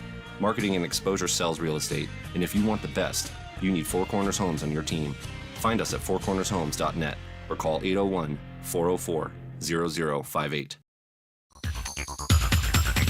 Empire Electric is excited to sponsor the student athletes of Monticello High School. We know sports help build athletes' character, and that carries over to the classroom. Empire Electric believes education opens opportunities, and we offer financial assistance to co-op members for higher education and vocational training. We also provide leadership growth opportunities for high school juniors through the Colorado Youth Tour and a leadership camp held in Steamboat Springs. Ask your counselor how to apply or check out eea.coop. Go Buckaroos!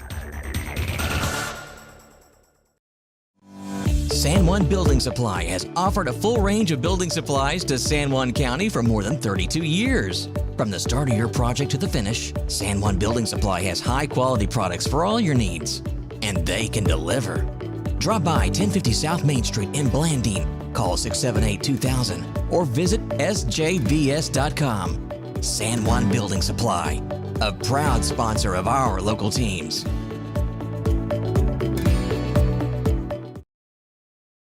Blue Mountain Foods is Monticello's hometown grocer and a proud supporter of our schools and sports teams. Blue Mountain Foods offers a full-service meat department, fresh deli, bakery, curbside pickup, and more. Check bluemtnfoods.com for weekly specials and online shopping. Blue Mountain Foods is open from 7 a.m. to 9 p.m. Monday through Saturday at 64 West Center Street. Blue Mountain Foods, Monticello's hometown grocer.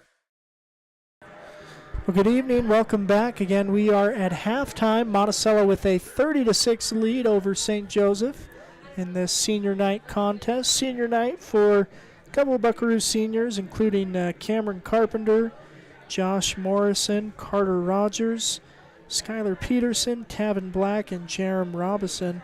Also for manager Brayley Freestone. So, again, congratulations. This is their last scheduled home game. If Monticello finishes the RPI in the top four, though, they'll host a home game.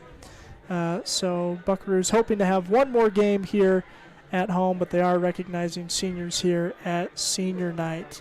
Once again, it's StreamUtah.live and Red Rock 92. We've got some other scores of interest throughout 1A eight-player ball. The Rich Rebels play an 8-player game today against Grace, Idaho. The Grizzlies were runner-up, I think, 2 years ago, maybe even just last year. But in that 8-man matchup, Rich got the better of the Grizzlies from Grace. 28-8 was the final score for Rich. We are at halftime in Hilldale, where the Water Canyon Wildcats lead the Whitehorse Raiders 40-12 at halftime. So again, this 8-player center mass continues to be confusing as teams lose to one and then beat another team, and that other team beats this team and that. So anyways, it's a big lead for Water Canyon against Whitehorse. Their game going on right now in Hilldale. We also have Altamont playing hosting Monument Valley. We don't have a score yet from that one. But again, here in Monticello, it's a 30-6 lead for the Buckaroos. We'll take another quick break and be back with first half statistics. You're listening to Red Rock 92 and StreamUtah.live. For over 75 years, San Juan Health has strived to be the best place to receive medical care in southeastern Utah. In 2019, San Juan Hospital was recognized as a top 20 rural hospital by the National Rural Health Association. With clinics in Blanding, Monticello, and Spanish Valley, San Juan Health offers a wide variety of services and world-class care close to home. Visit sanjuanhealth.org today to find out more. San Juan Health, chasing perfection since 1947.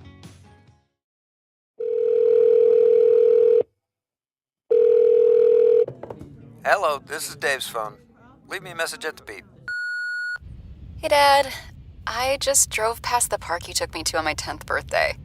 Remember how we fell into the stream? I just wanted to let you know I was thinking about you. Call me back. I love you. Reminding someone of their worth is suicide prevention. Learn more at liveonutah.org. Your business depends on high-quality phone service. Emory Telecom's advanced IP-based phone system has you covered. Connect with Emory Telecom today to benefit from quality phone services, cutting-edge equipment, and local support. We'll give you a complimentary walkthrough, professional installation, advanced phone features, and more. Call 435-259-8521 in Moab, 435-298-8023 in San Juan County, or visit emorytelecom.com. Emory Telecom, connecting you to success one call at a time.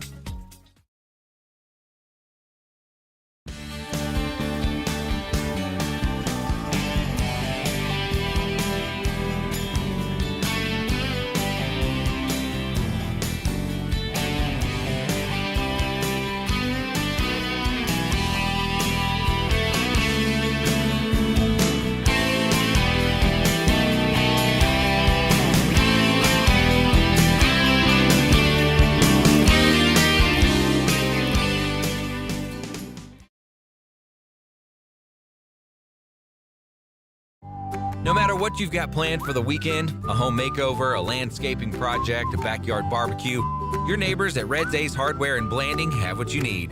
You'll find great buys on paint, tools, and yard and garden supplies, not to mention grills, patio furniture, and pool care essentials. We carry top brands like Clark & Kensington, Craftsman, Scotts & Weber, and our helpful associates can answer all your questions. For national brands and local expertise, you can always count on Red's Ace Hardware. Ace is the place with the helpful hardware, folks. All right, we welcome you back again. It is halftime here in Monticello, about 5.5 minutes remaining in this halftime period. A 30-6 lead for the Buckaroos over the visiting St. Joseph Jayhawks. Bill Boyle's got some first half statistics for us. Yeah, 36 the score. Monticello took the opening kickoff, went 3 and out, punted away on the first play of scrimmage for St. Joe. They threw an interception. Carter Rogers came down with that interception, gave the Buckaroos great field position, a 25-yard drive after 6 plays. Was a 1-yard dive by Tavin Black. 2-point conversion pass from Jackson Kais to Carter Rogers gave the Buckaroos an 8-0 lead. The next possession, St. Joe marched the length of the field. They started at their own 15-yard line, got all the way down to the Buckaroo 25-yard line before they needed 20 yards on 4th down. They got 17, so turned the ball over to Monticello. Monticello marched right down the field, 76-yard touchdown drive, culminating in a 9-yard pass from Kais to Carter Rogers. And all of a sudden it was 14-0 for the Buckaroos. They extended that to 22-0 on a 31-yard pass from Jackson Kais to Tavin Black. 2-point conversion was good, and it looked like the route may be on. Buckaroos scored once again early in the second quarter on a 1-yard run by Cameron Carpenter. He bowled the ball in. He had a 5-yard pass reception to get to the 1-yard line, then he ran the ball in. So 30-0 was our score. St. Joe marched down the field and made a score. A 7-yard touchdown pass cut the lead to 30-6. Looking at individual team statistics, St. Joe has rushed the ball 20 times for 84 yards, completed 6 of 16 passes for 82 yards, so they have 166 yards total offense. The Buckaroos, 48 yards on the ground, 207 yards in the air for 255 yards total. Jackson Keyes has 2 carries for 1 yard. Tavin Black, 6 carries, 36 yards and a touchdown. Landon Shumway, 2 carries for 10 yards. Cam Carpenter, 1 carry for 1 yard and a touchdown. And Carter, 1 carry with a 1 yard loss. And Cash Young has 1 carry for 3 yards and a 2-point conversion. From the air, Jackson Keyes has completed 15 of 26 passes for 207 yards, 3 touchdowns, 1 2-point conversion. A great day for Keyes. Tavin Black, 2 catches for 43 yards and a touchdown. Carter Rogers, 5 catches for 96 yards and a touchdown. Jaden Camacho, 2 catches for 30 yards. Landon Shumway, 2 catches for 2 yards, including a 2-point conversion. Cam Carpenter, 1 catch for 5 yards, almost a touchdown. He couldn't quite bowl it in. Cash Young, 2 catches for 31 yards, and Tommy Morrison, 1 catch for 7 yards. So, it's 255 total yards of offense for the Buckaroos, 166 for St. Joe. It's not, you wouldn't guess 30-6 is the score, but Monticello's been able to have sustained drives, take advantage of turnovers. There's been 15 penalties, which is about 13 too many as far as I'm concerned, but a lot of procedural penalties, a lot of holding penalties on both sides. So St. Joe's been flagged 9 times, the Buckaroos 6 times. Be interesting to see what adjustments are made at halftime. 30-6, it's a 24-point lead. Of course, I think the Buckaroos would like to have a running clock. The fans would like to have a good second half, and we'll see what happens. Yeah, very good. Yeah, I'm sure some of those adjustments are going to be, hey, let's try and restrict penalties where we can.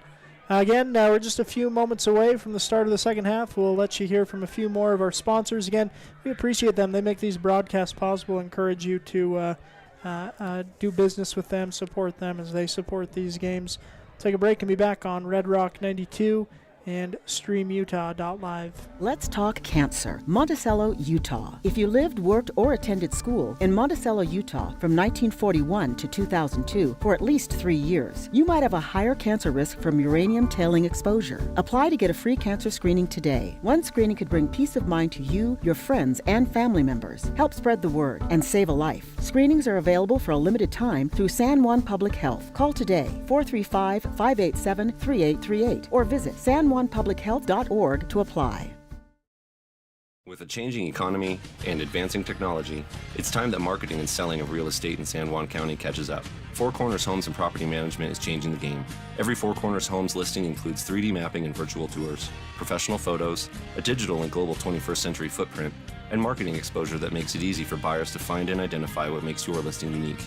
Marketing and exposure sells real estate, and if you want the best, you need Four Corners Homes on your team.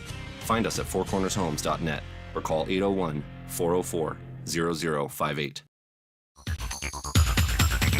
Empire Electric is excited to sponsor the student athletes of Monticello High School. We know sports help build athletes' character, and that carries over to the classroom. Empire Electric believes education opens opportunities, and we offer financial assistance to co-op members for higher education and vocational training. We also provide leadership growth opportunities for high school juniors through the Colorado Youth Tour and a leadership camp held in Steamboat Springs. Ask your counselor how to apply or check out eea.coop. Go Buckaroos!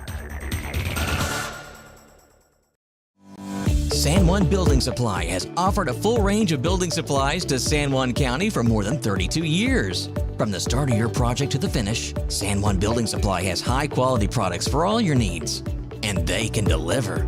Drop by 1050 South Main Street in Blanding, call 678-2000, or visit sjbs.com. San Juan Building Supply, a proud sponsor of our local teams.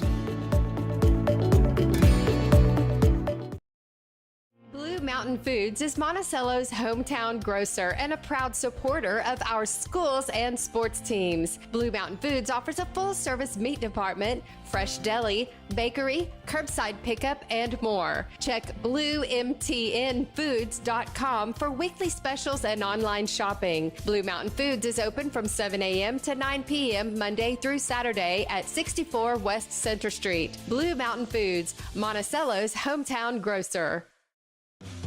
For over 75 years, San Juan Health has strived to be the best place to receive medical care in southeastern Utah.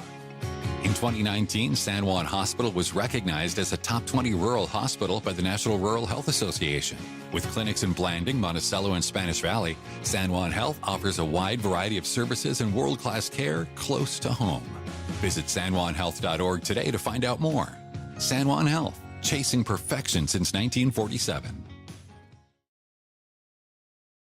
All right. Welcome you back. Time for the second half. Monticello to kick away to St. Joseph. Again, the Buckaroos with a 24-point lead. Trying to get to 35 for a running clock, but again, this is not a game that is yet out of reach for St. Joseph, especially getting the first possession of the second half. So Monticello's defense going to need to show up. St. Joseph going to try and get some more points on the board. Canyon Christensen, William Rogers, Tommy Morrison, Skylar Peterson. John Lieber's going to kick. Ronnie Harris. I can't see that far. Here's the kick. It's a little slow. Going to be picked up at the 20-yard line.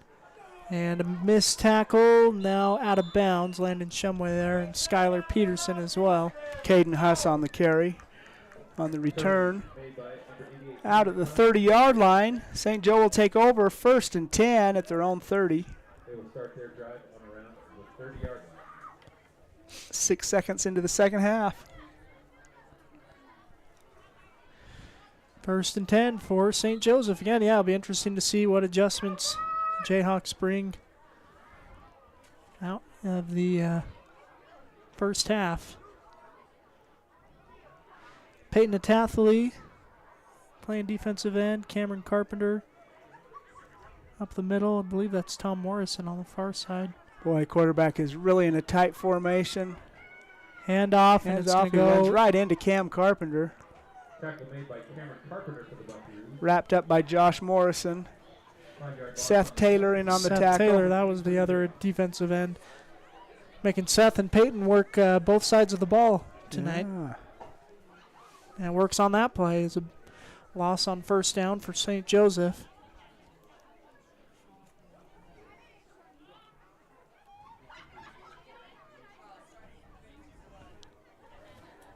Second, a long 15. Two receivers on this near side, one on the far side. Here's a snap. And made a run. And Lieber's going to... Yeah, quarterback kept that ball from just the get-go, and John Lieber, whose job it is to shadow him. Landon Shumway ripped the ball away, but just after the whistle, I suppose. So he was headed the other way, just hands it to the official instead. So 3rd and 15 for St. Joseph. Landon wanted it, and he got it, but it was after forward progress was stopped. Here's a snap, looking to pass, now pressure coming, and there's going to be a sack. Peyton Atathley with the sack for the Buckaroos.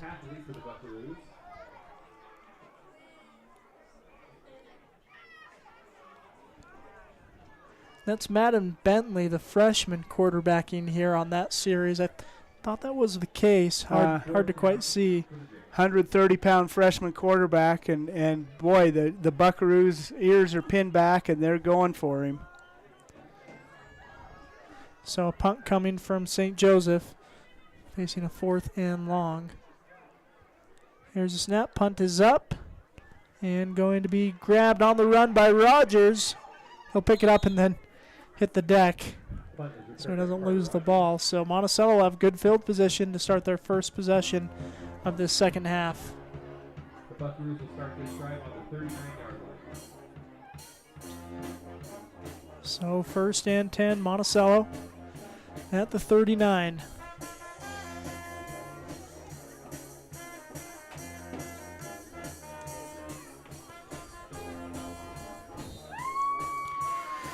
Tavin Black in the backfield behind Kais.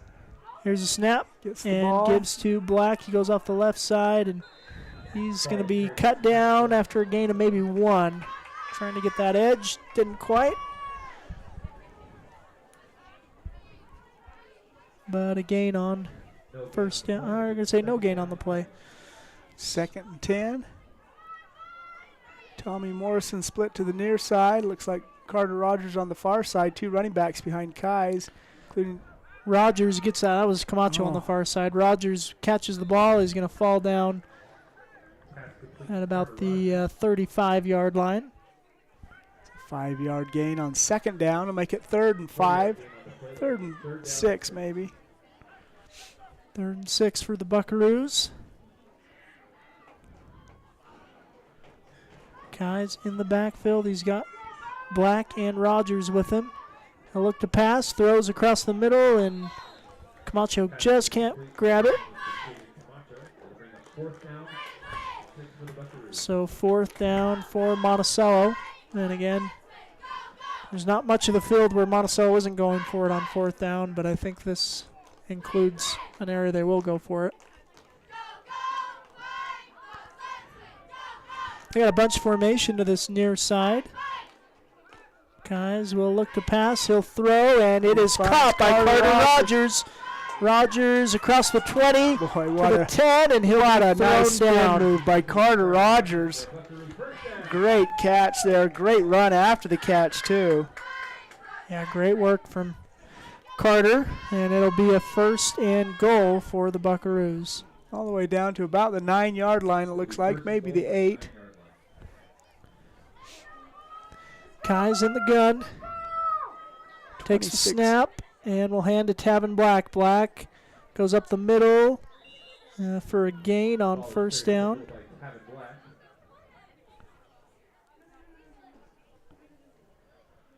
Gets inside the 5-yard line to the 4, so a 5-yard gain on 1st and goal. Sets up 2nd and goal. 2 receivers split on either side. Kai's in the shotgun. And a hard count, so they'll take it half the distance to the goal. Be a 2-yard penalty.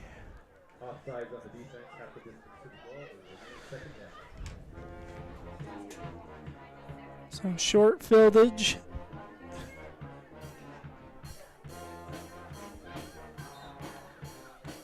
Monticello trying to punch us in, get the first points of the second half. Now that same formation, 2 receivers split out way wide. Kais will send Rogers in motion. Now he's lined up on the other side. Here's a snap, and Kais will run it himself. Nice for read. 6. Jackson Kais into the end zone for 6. Touchdown for the Buckaroos. 7:33 remaining in the 3rd quarter. Nice drive there. That was a 39-yard touch scoring drive. And for the first time tonight, Monticello will attempt a point after kick.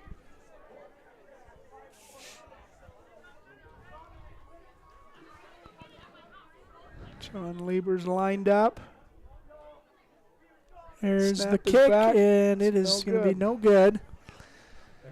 36-6 is our score again. 7:30 remaining in the 3rd quarter. We'll take a quick break and be back on Red Rock 92 and StreamUtah.live. Utah State University Blanding can help you earn a highly renowned education close to home. With locations in Blanding, Monticello, Montezuma Creek, and Monument Valley, local students can choose from over 100 degrees and programs and dozens of academic scholarships. Plus, get a head start on your degree now. Earn college credits while you're still in high school with concurrent enrollment through Utah State University. For more information and to apply now, visit blanding.usu.edu. Welcome back. Red Rock 92, StreamUtah.live. Monticello with the first score of the second half. 2-yard quarterback keeper. I like that play. Spread things out, see where the response is, see where the hole is, and Jackson waltzes into the end zone for a touchdown.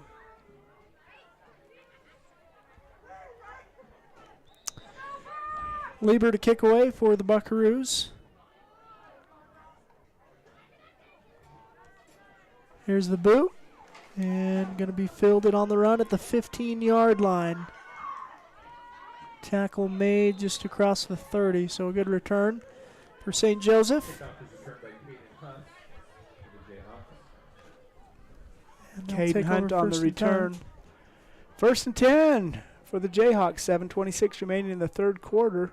36-6 is our score. St. Joseph will start this drive on their 32-yard line. So 1st and 10 for the Jayhawks. Yeah, Gunnar Windsor, of course, quarterbacking the whole game thus far, but hasn't quarterbacked here in the second half. He had an injury on his hand, but he did about 2 more offensive possessions besides that, so hopefully he's all right.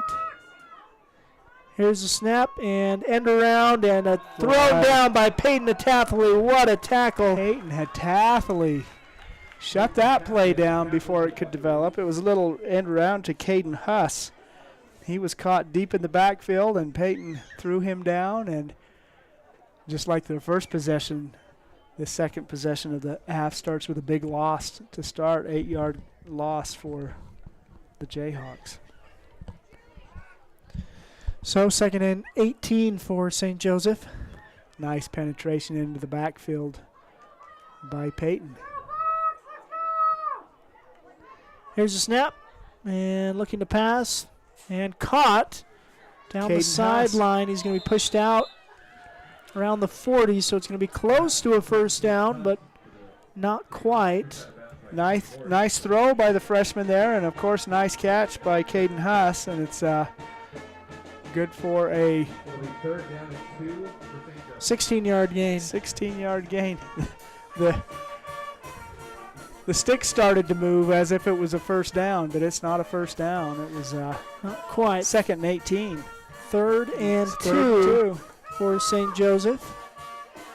Here's a snap and gives to the running back, Landon Shumway. He's going to tackle him. Schneck's going to be able to get a half yard. Bean Rogers helping make the tackle. So 4th and 1 for the Jayhawks. Down by 30 points. I think you have little choice but to try to go for it. Yep, they'll be trying to go for it here. I imagine they'll have a hard count before the play. Madden Bentley. Someone with a first name of Madden. I bet their family's football fans. Yeah. So. Think so. And maybe car aficionados, too, have a Bentley. 4th and 1 for the Jayhawks. Here's a snap. Quarterback's going to just dive on the ball. It's picked up by Monticello. And here's a return by Landon Shumway. Man, I did not see how the ball got all the way back to Landon. I knew that it was kind of fumbled on the exchange. The 130-pound freshman quarterback was just surrounded by big old linemen. You couldn't really tell what happened, but Landon Shumway picks up the ball and returns it on 4th down deep into Jayhawk territory. 1st and 10 for the Buckaroos. The 20-yard line. The 20-yard line. Kai's in the gun. Oh, we're going to have maybe a penalty or a timeout. Timeout called by St. Joseph before we get that snap off. We'll take a timeout as well and be back here on Red Rock 92 and StreamUtah.live. San Juan County Adult Education empowers students to gain the technical, business, or college skills necessary to enter the workforce. At San Juan County Adult Education, adult learners are given the opportunity to reach their personal, educational, and career goals. Students can earn a high school diploma, obtain a GED, increase their wage earning potential, and decrease barriers to self-reliance. To learn more, visit any USU Learning Center in San Juan County or email Gina Grover at jgrover@sjsd.org. All right, we welcome you back. It's third quarter action. Monticello off the fumble return by Landon Shumway set up nicely. Got a 1st and 10 at the 20-yard line. St. Joseph burning a timeout to get their defense set.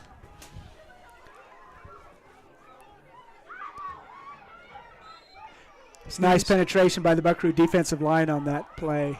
Here's Kais looking to pass, and it is a screen play to Tavin Black. Tavin will cut back inside, and Tives loses the ball. Don't know if he got into the end zone. Get in there. But Monticello did jump on the ball. 1st and 10 from the 20, and they got 19.5 yards, it looks like. Wow. Again, it's really nice to see Tavin running so hard and playing with abandon. Yeah. Yep, playing confidently, and it's good to see. So a 1st and goal for the Buckaroos at about the half-yard line. Monticello again will spread it out. Kai's in the gun.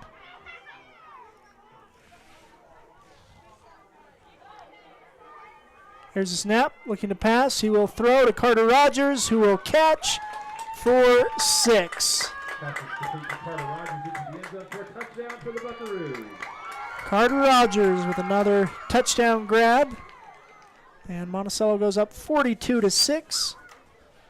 The point after try coming from John Lieber. Boy, you try to get some rhyme or reason with 8-man football scores, and it's tough, you know.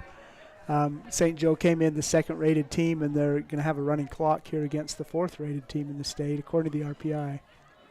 Well, and the 7th team in the RPI was Water Canyon, and they're going to have a running clock against Whitehorse, who is a 3rd-ranked team. Yeah. So it's pretty close between all these teams.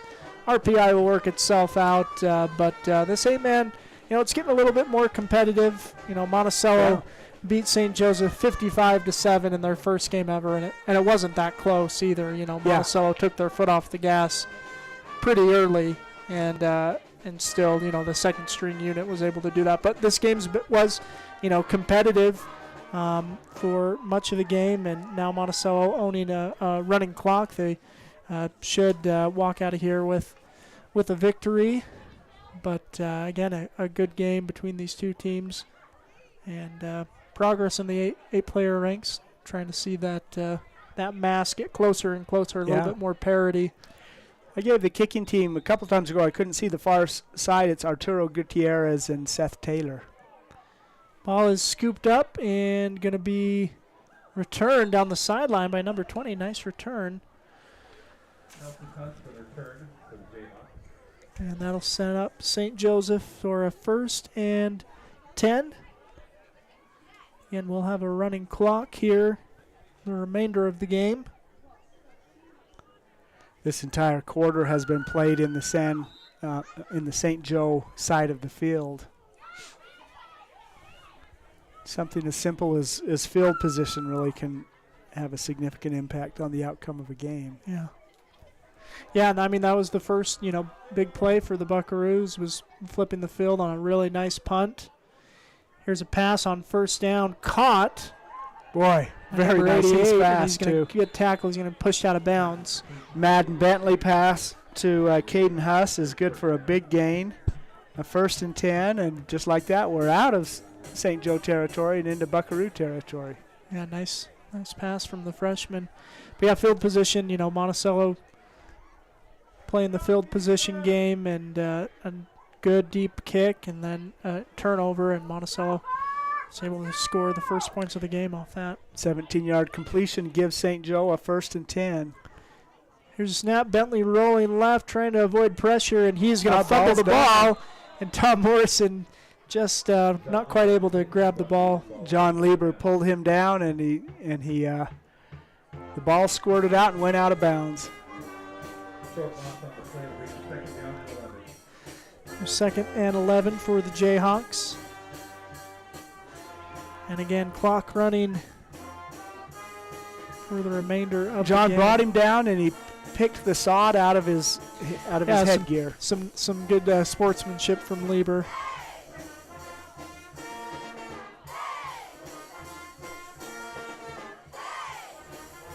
Cash Young and Jackson Kai's throwing the ball on the sideline. I don't know if Cash may play behind center here later in the game.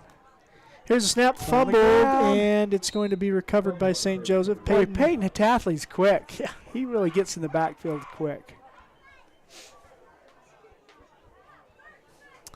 That's going to make it 3rd and long for the Jayhawks.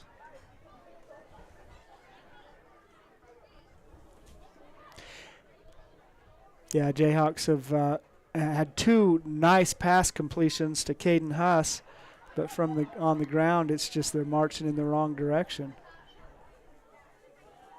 Negative 32 yards on the ground in this half.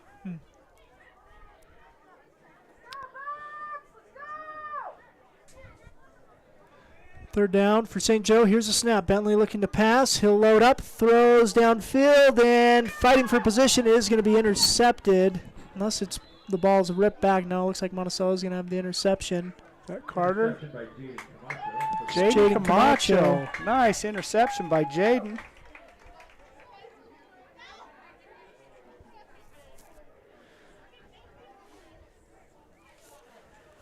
Really been nice defensive plays by the Buckaroos in this game. Carter Rogers has 2 interceptions. Jaden Camacho has 1. Cam Carpenter has a fumble recovery. And, of course, Landon Shumway has a recovery earlier. So that's 5 turnovers for the Buckaroos. And Cash Young will quarterback this unit. Gets a snap, and he'll throw to Skylar Peterson. A little low, can't quite pull it in. It'll be incomplete on first down. 2nd down and 10 for the Buckaroos.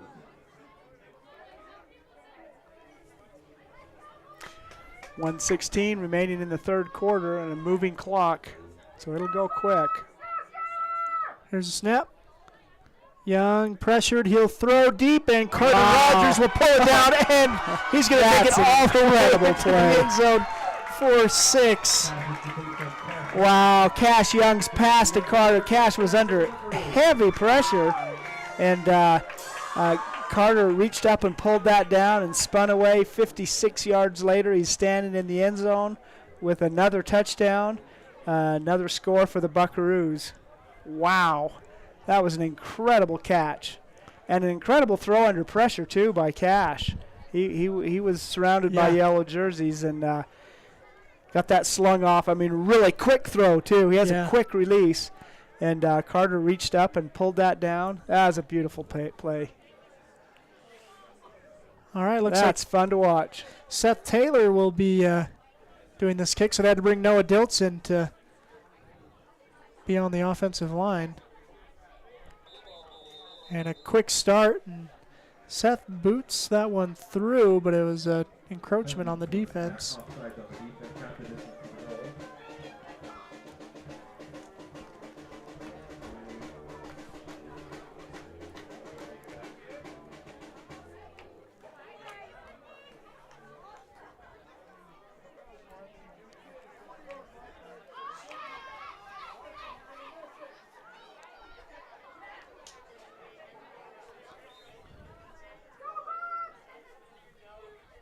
Here's the kick. That is up, and it's got a lot of leg.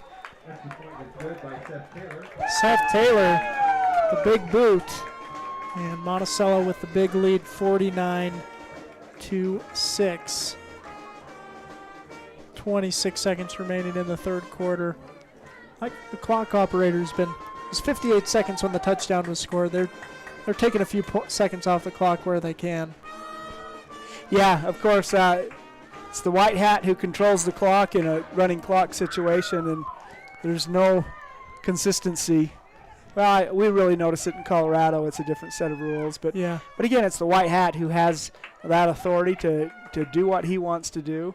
Yeah, and I don't think he signaled it either. I think that the clock operator just grabbed a few seconds here and there, which I don't think is a bad thing for either team or set of fans. But 26 seconds remaining in the third quarter. Monticello with a 49-6 lead over St. Joseph. New kicker for the Buckaroos. That's Skylar Peterson, who's going to make the tackle, too. Peterson kicks the ball and makes the tackle. He got a double duty on that. Senior made the most of his kicking opportunity. To stop the clock for an injury on the sideline.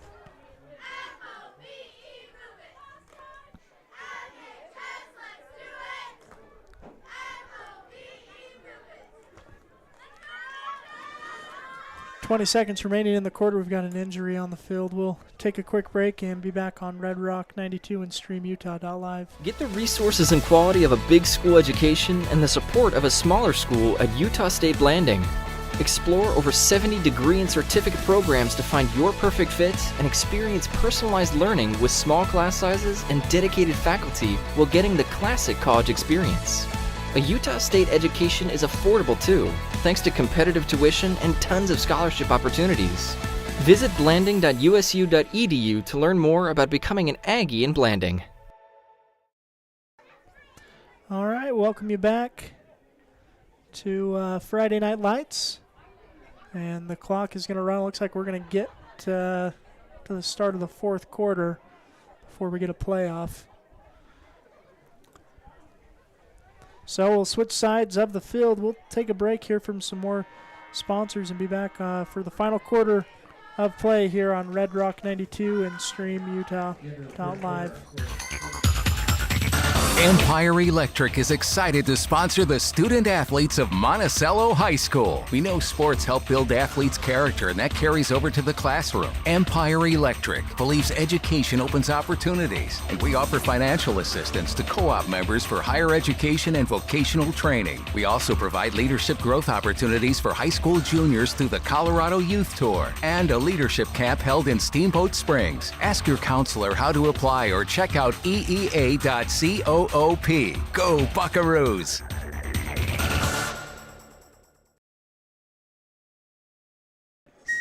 All right, we welcome you back. It's time for the fourth quarter. Again, a running clock situation. St. Joseph with the ball.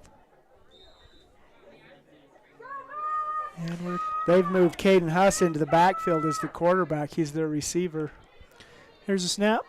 He'll fake a handoff, now throw. Pass is going to be caught. Connor Cassier. He's going to step out of bounds after a short gain on first down. I guess was that's. Yeah, it is second down. So the third passer of the game for the Jayhawks, and this is their premier receiver, is now the quarterback. Yeah. I don't know if that quarterback was hurt on the fumble recovery. Yeah. No, he threw the interception that Jaden got. But anyway, for whatever reason, Caden Huss, the senior wide receiver, is now playing quarterback for St. Joseph. Huss gets a snap, fakes a handoff, now will run, and strips one tackle but not the next. Looks like Landon brought him down, but not until after he got a 1st and 10. I think that's Logan Bowles on the tackle. Is that Logan? Yeah. Oh, very nice. Yeah, so it looks like we got some underclassmen secondary units on the defense as well at this point in the game.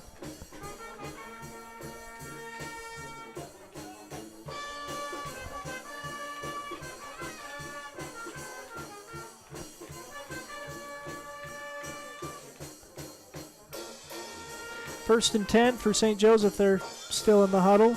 Now breaks it.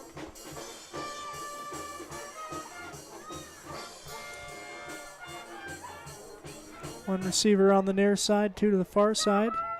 Here's a snap, low, picked up. Back to the freshman quarterback. Yeah, he is going to be punished. Ronnie Harris in the backfield along with Arturo. Ronnie and Arturo, brothers, combine on the tackle. That's a good day. Yeah, when you have a half a sack each. Tackle for loss. And so second down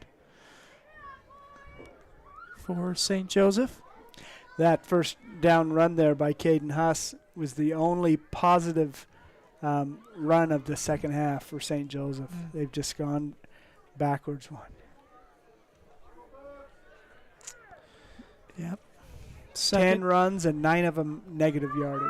I think a lot of them fumbled snaps. Yeah. Oh, yeah. Not necessarily designed runs. And that ball is fumbled and covered up.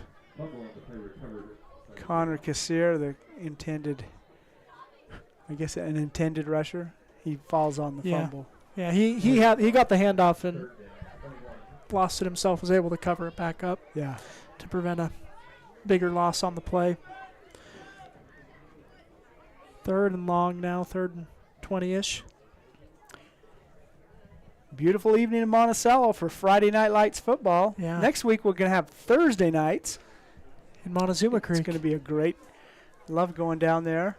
Yeah, it's fun too. We'll be on the radio as well, so that should be a good game against what was at the start of the night the number 3 and 4 teams in the RPI. They may be shaking up as wins and losses all over. Caden Huss back in the backfield. He dances around into the first down, into Buckaroo territory. Still on his feet. Wow, what a run. A run for the ages. He's going to go, and he's going to go all the way. What a run. And a touchdown for St. Joseph. 66-yard touchdown run by number 88, Caden Huss. Wow. What a carry. Put 6 points on the board for St. Joseph. 8:21 remaining in the fourth quarter, and a clock that's not moving right now while we have a touchdown.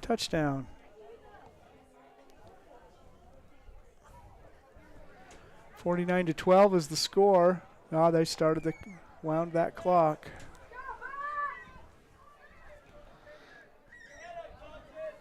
Maybe they did wind it on that other extra point, and I must have missed it. Point after try coming for St. Joseph. Boy, he's got quick feet. You know, I mean, I think they've tried to build the offense around getting him the ball as a receiver, but he moves the ball well. But you know, their starting quarterback Gunnar Windsor scrambled well out of the pocket too, in addition to throwing the ball. Here's a pass intercepted. No point good. after no good. 49-12 is our score. 66-yard. Boy, that was a nice run by Caden Huss. Broke a few tackles. Really moves against traffic well. Yeah. Anyway, it was a good nice run. play. Nice run. Nice touchdown. Nice play on the point after by Canyon Christensen. He's the one who hauled in that interception. Oh, very nice. It's a good play. And he headed upfield like he wasn't going to stop till he got to the other end zone, but they blow the play dead. So Monticello will receive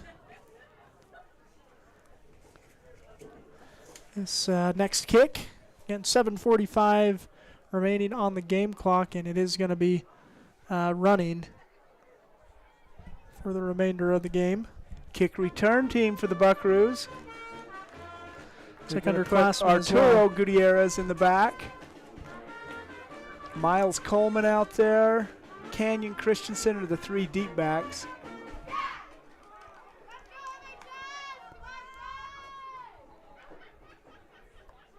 Arturo's a sophomore. Canyon's a sophomore. Miles a freshman.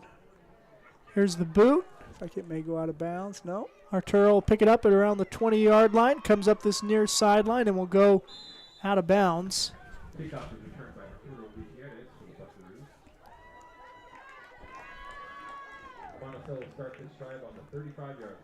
So 1st and 10 at the 35 for the Buckaroos.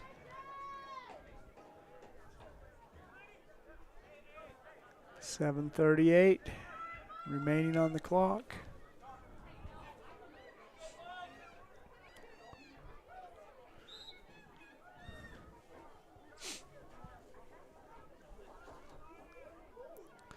First and 10. They do something nice for these underclassmen too, is sometimes they'll leave the varsity line out, and that's what they're doing here. Here's a snap. Cash Young will throw to Skylar Peterson. Falls incomplete. Second and 10.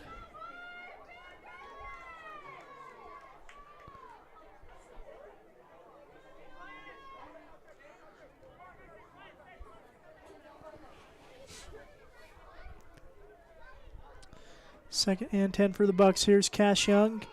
Gives it to Miles Coleman. He's brought down in the backfield. For a loss.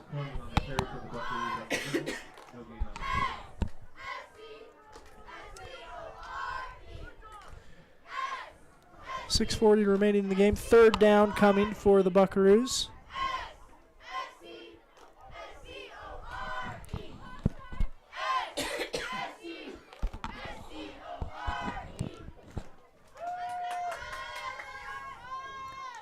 Third down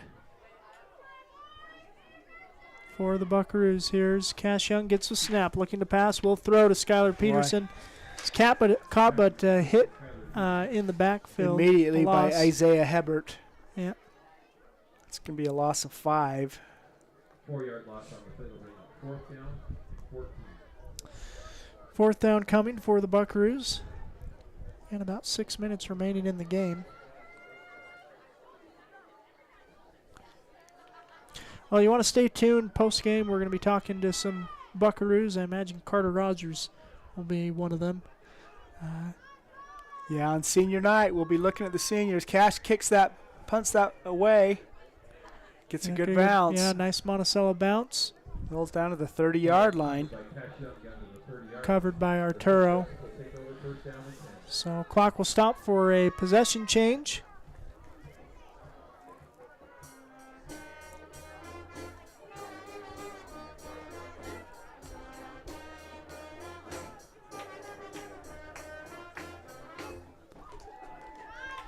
We would like to thank our sponsors.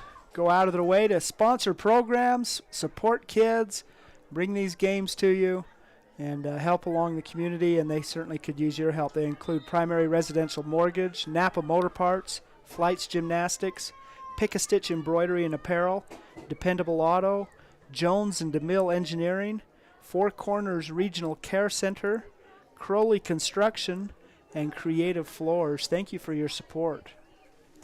Yeah, absolutely appreciate your sponsorship, making these broadcasts happen. This one's been a fun one if you're a Monticello fan. Yeah, it's been good to get back a couple of tough weeks, and another fumbled snap, and it's back to Caden Huss, who throws it downfield. It's going to be incomplete. Good coverage downfield from Josh Morrison. As we saw him the last time he touched the ball, you may be interested in telling him to keep the ball. He runs very well. Little injury on the field. Isaiah Hebert, he's okay. Yeah, he'll jog off the field. Second and 10, 4:48 remaining in this one. And we'll get back running the clock.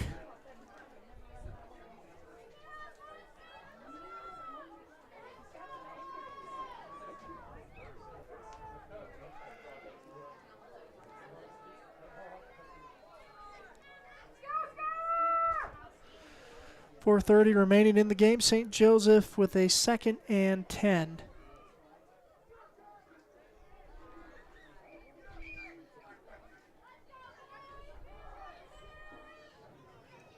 Here's a snap. And handoff is going to be muffed, but quarterback will keep it, run it himself out of bounds. Skylar Peterson helping escort the quarterback out of bounds. Nice hustle there by Skylar. It's a 4-yard gain. Third and 6. Less than 4 minutes remaining on the clock, and the clock is a-running.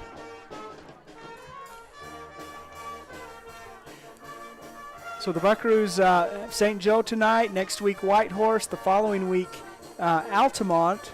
That'll really set the stage for what the seedings are going to be in the state tournament. Here's a snap, looking to pass is Huss. He'll throw and caught. Arturo's going to make the tackle. He's going to be about a yard short. Hebert was the receiver 4-yard gain there.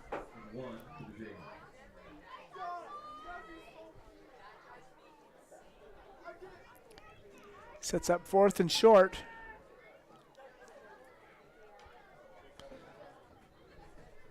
Huss in the gun. Gets a snap and will hand it off. And they're going to be driven back. Nice work from Arturo and Skylar Peterson. Boy, that was a wall there that it's going to be a loss of 2. Turn the ball over on downs. Nice defensive stop there by the Buckaroos, and really a nice wall there. It looked like that Schneck was maybe able to get around the corner, but he could not. 1st and 10 for the Buckaroos. They'll take over at the St. Joe's 38-yard line. 2:53. Timeout on the field. That'll stop the clock. Yes, it will. We'll take some time to hear from a sponsor and be right back.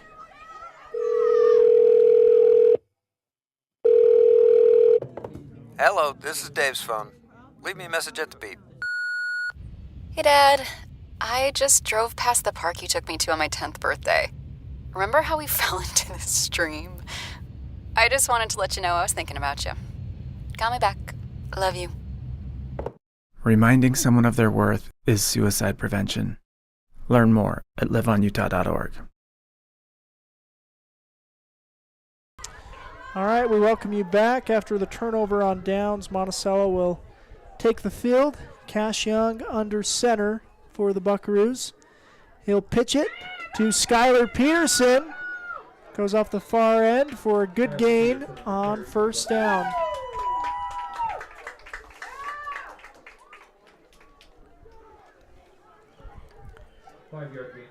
Five-yard gain on the run for Peterson.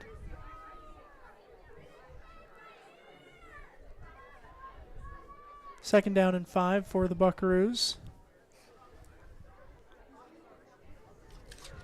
Cash Young directing traffic. Here's the pitch now to Josh Morrison up the middle. And he'll pick up the 1st down.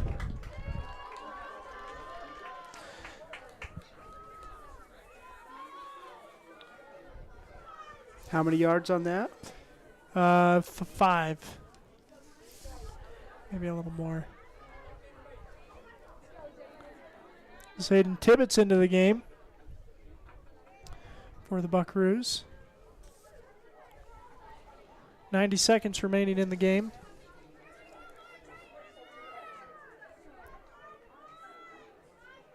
First and 10.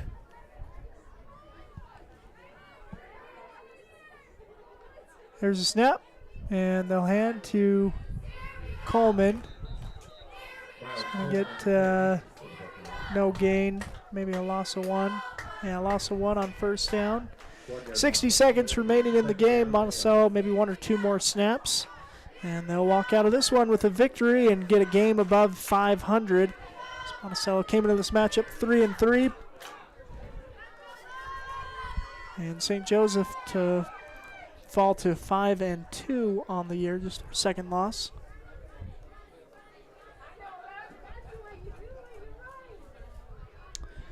And they will set up in a victory formation. Arturo Gutierrez back deep in case there's some sort of fumble. There's a snap and the kneel. And the clock stops.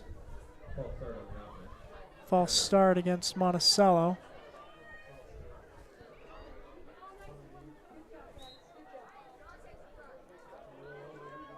Clock will run again in about 20 seconds. And, yep, Monticello is going to exit the field.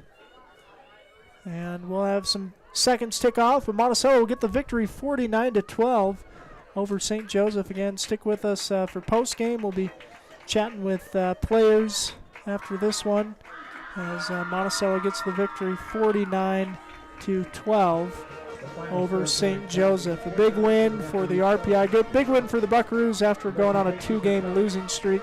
Also happy to pick up a victory here We're going to hear from some sponsors. We'll have some first half game statistics as well, as the Buckaroos again get the win 49-12 tonight. Stick with us. It's Red Rock 92 and StreamUtah.live. The Chris Black Agency is a proud supporter of Monticello High School sports. Chris has been with Farmers Insurance for more than 35 years and writes all lines of insurance, from autos to homes, life insurance, ATVs and boats, and business. Customer service is the agency motto, with offices in Monticello and Moab. Come by at 97 South Main in Monticello or call 435-587-2230. Let's go Bucks. All right, we welcome you back. Again, we are final here tonight. Monticello getting the victory here at senior night, 49-12. Buckaroos over the St. Joseph Jayhawks. Bill Boyle's got your final game statistics from this one.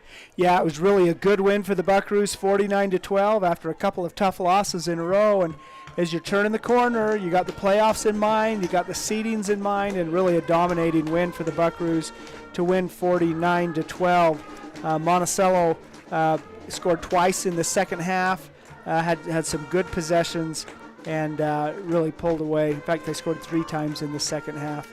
The first on a 2-yard run by Jackson Kais to punch it into the end zone. Kais completed a 1-yard pass to Carter Rogers for the second touchdown, and then Cash Young came off the bench and completed a really nice 56-yard touchdown pass to Rogers.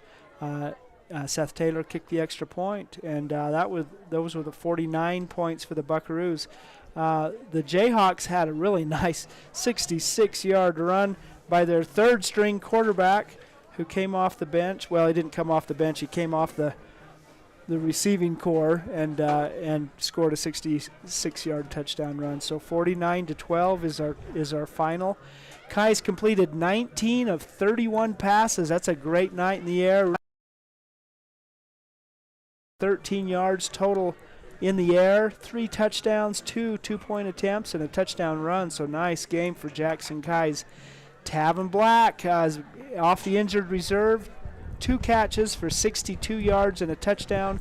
Carter Rogers was everywhere tonight. He had 2 interceptions on defense, 9 catches for 183 yards and 3 touchdowns. Great day for Carter Rogers.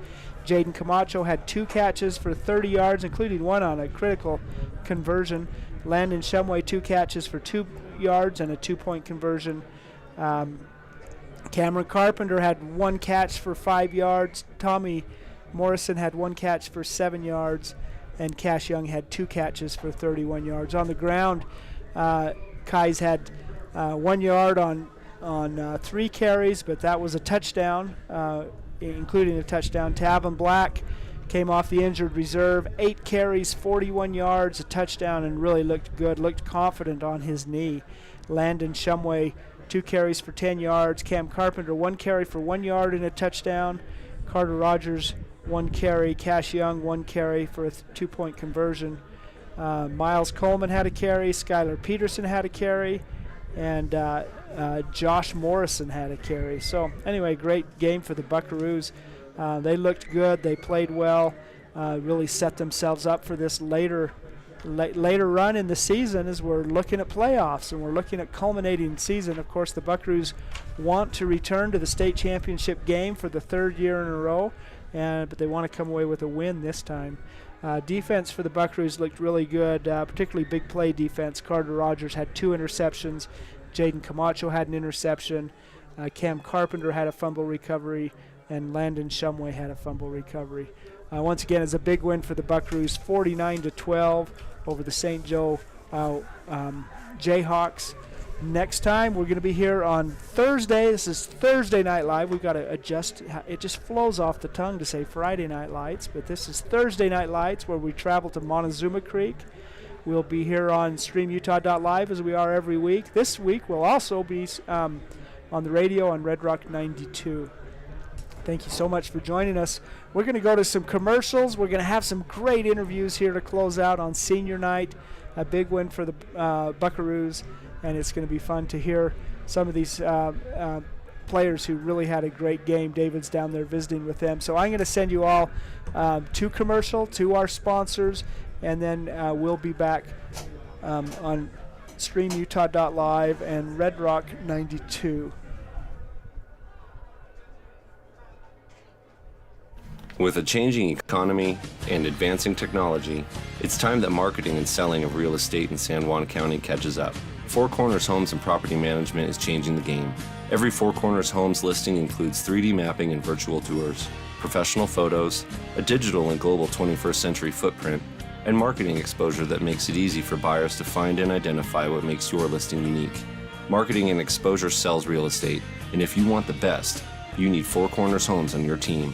Find us at fourcornershomes.net or call 801-404-0058.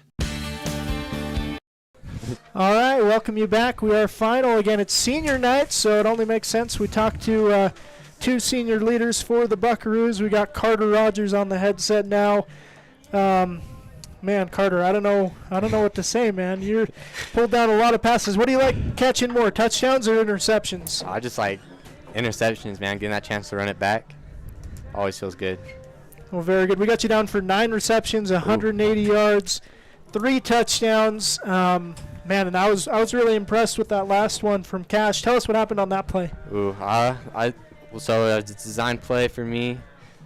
Supposed to run a slant. That safety's just sitting there. I just ran that vert. He threw it up, and I went and got it.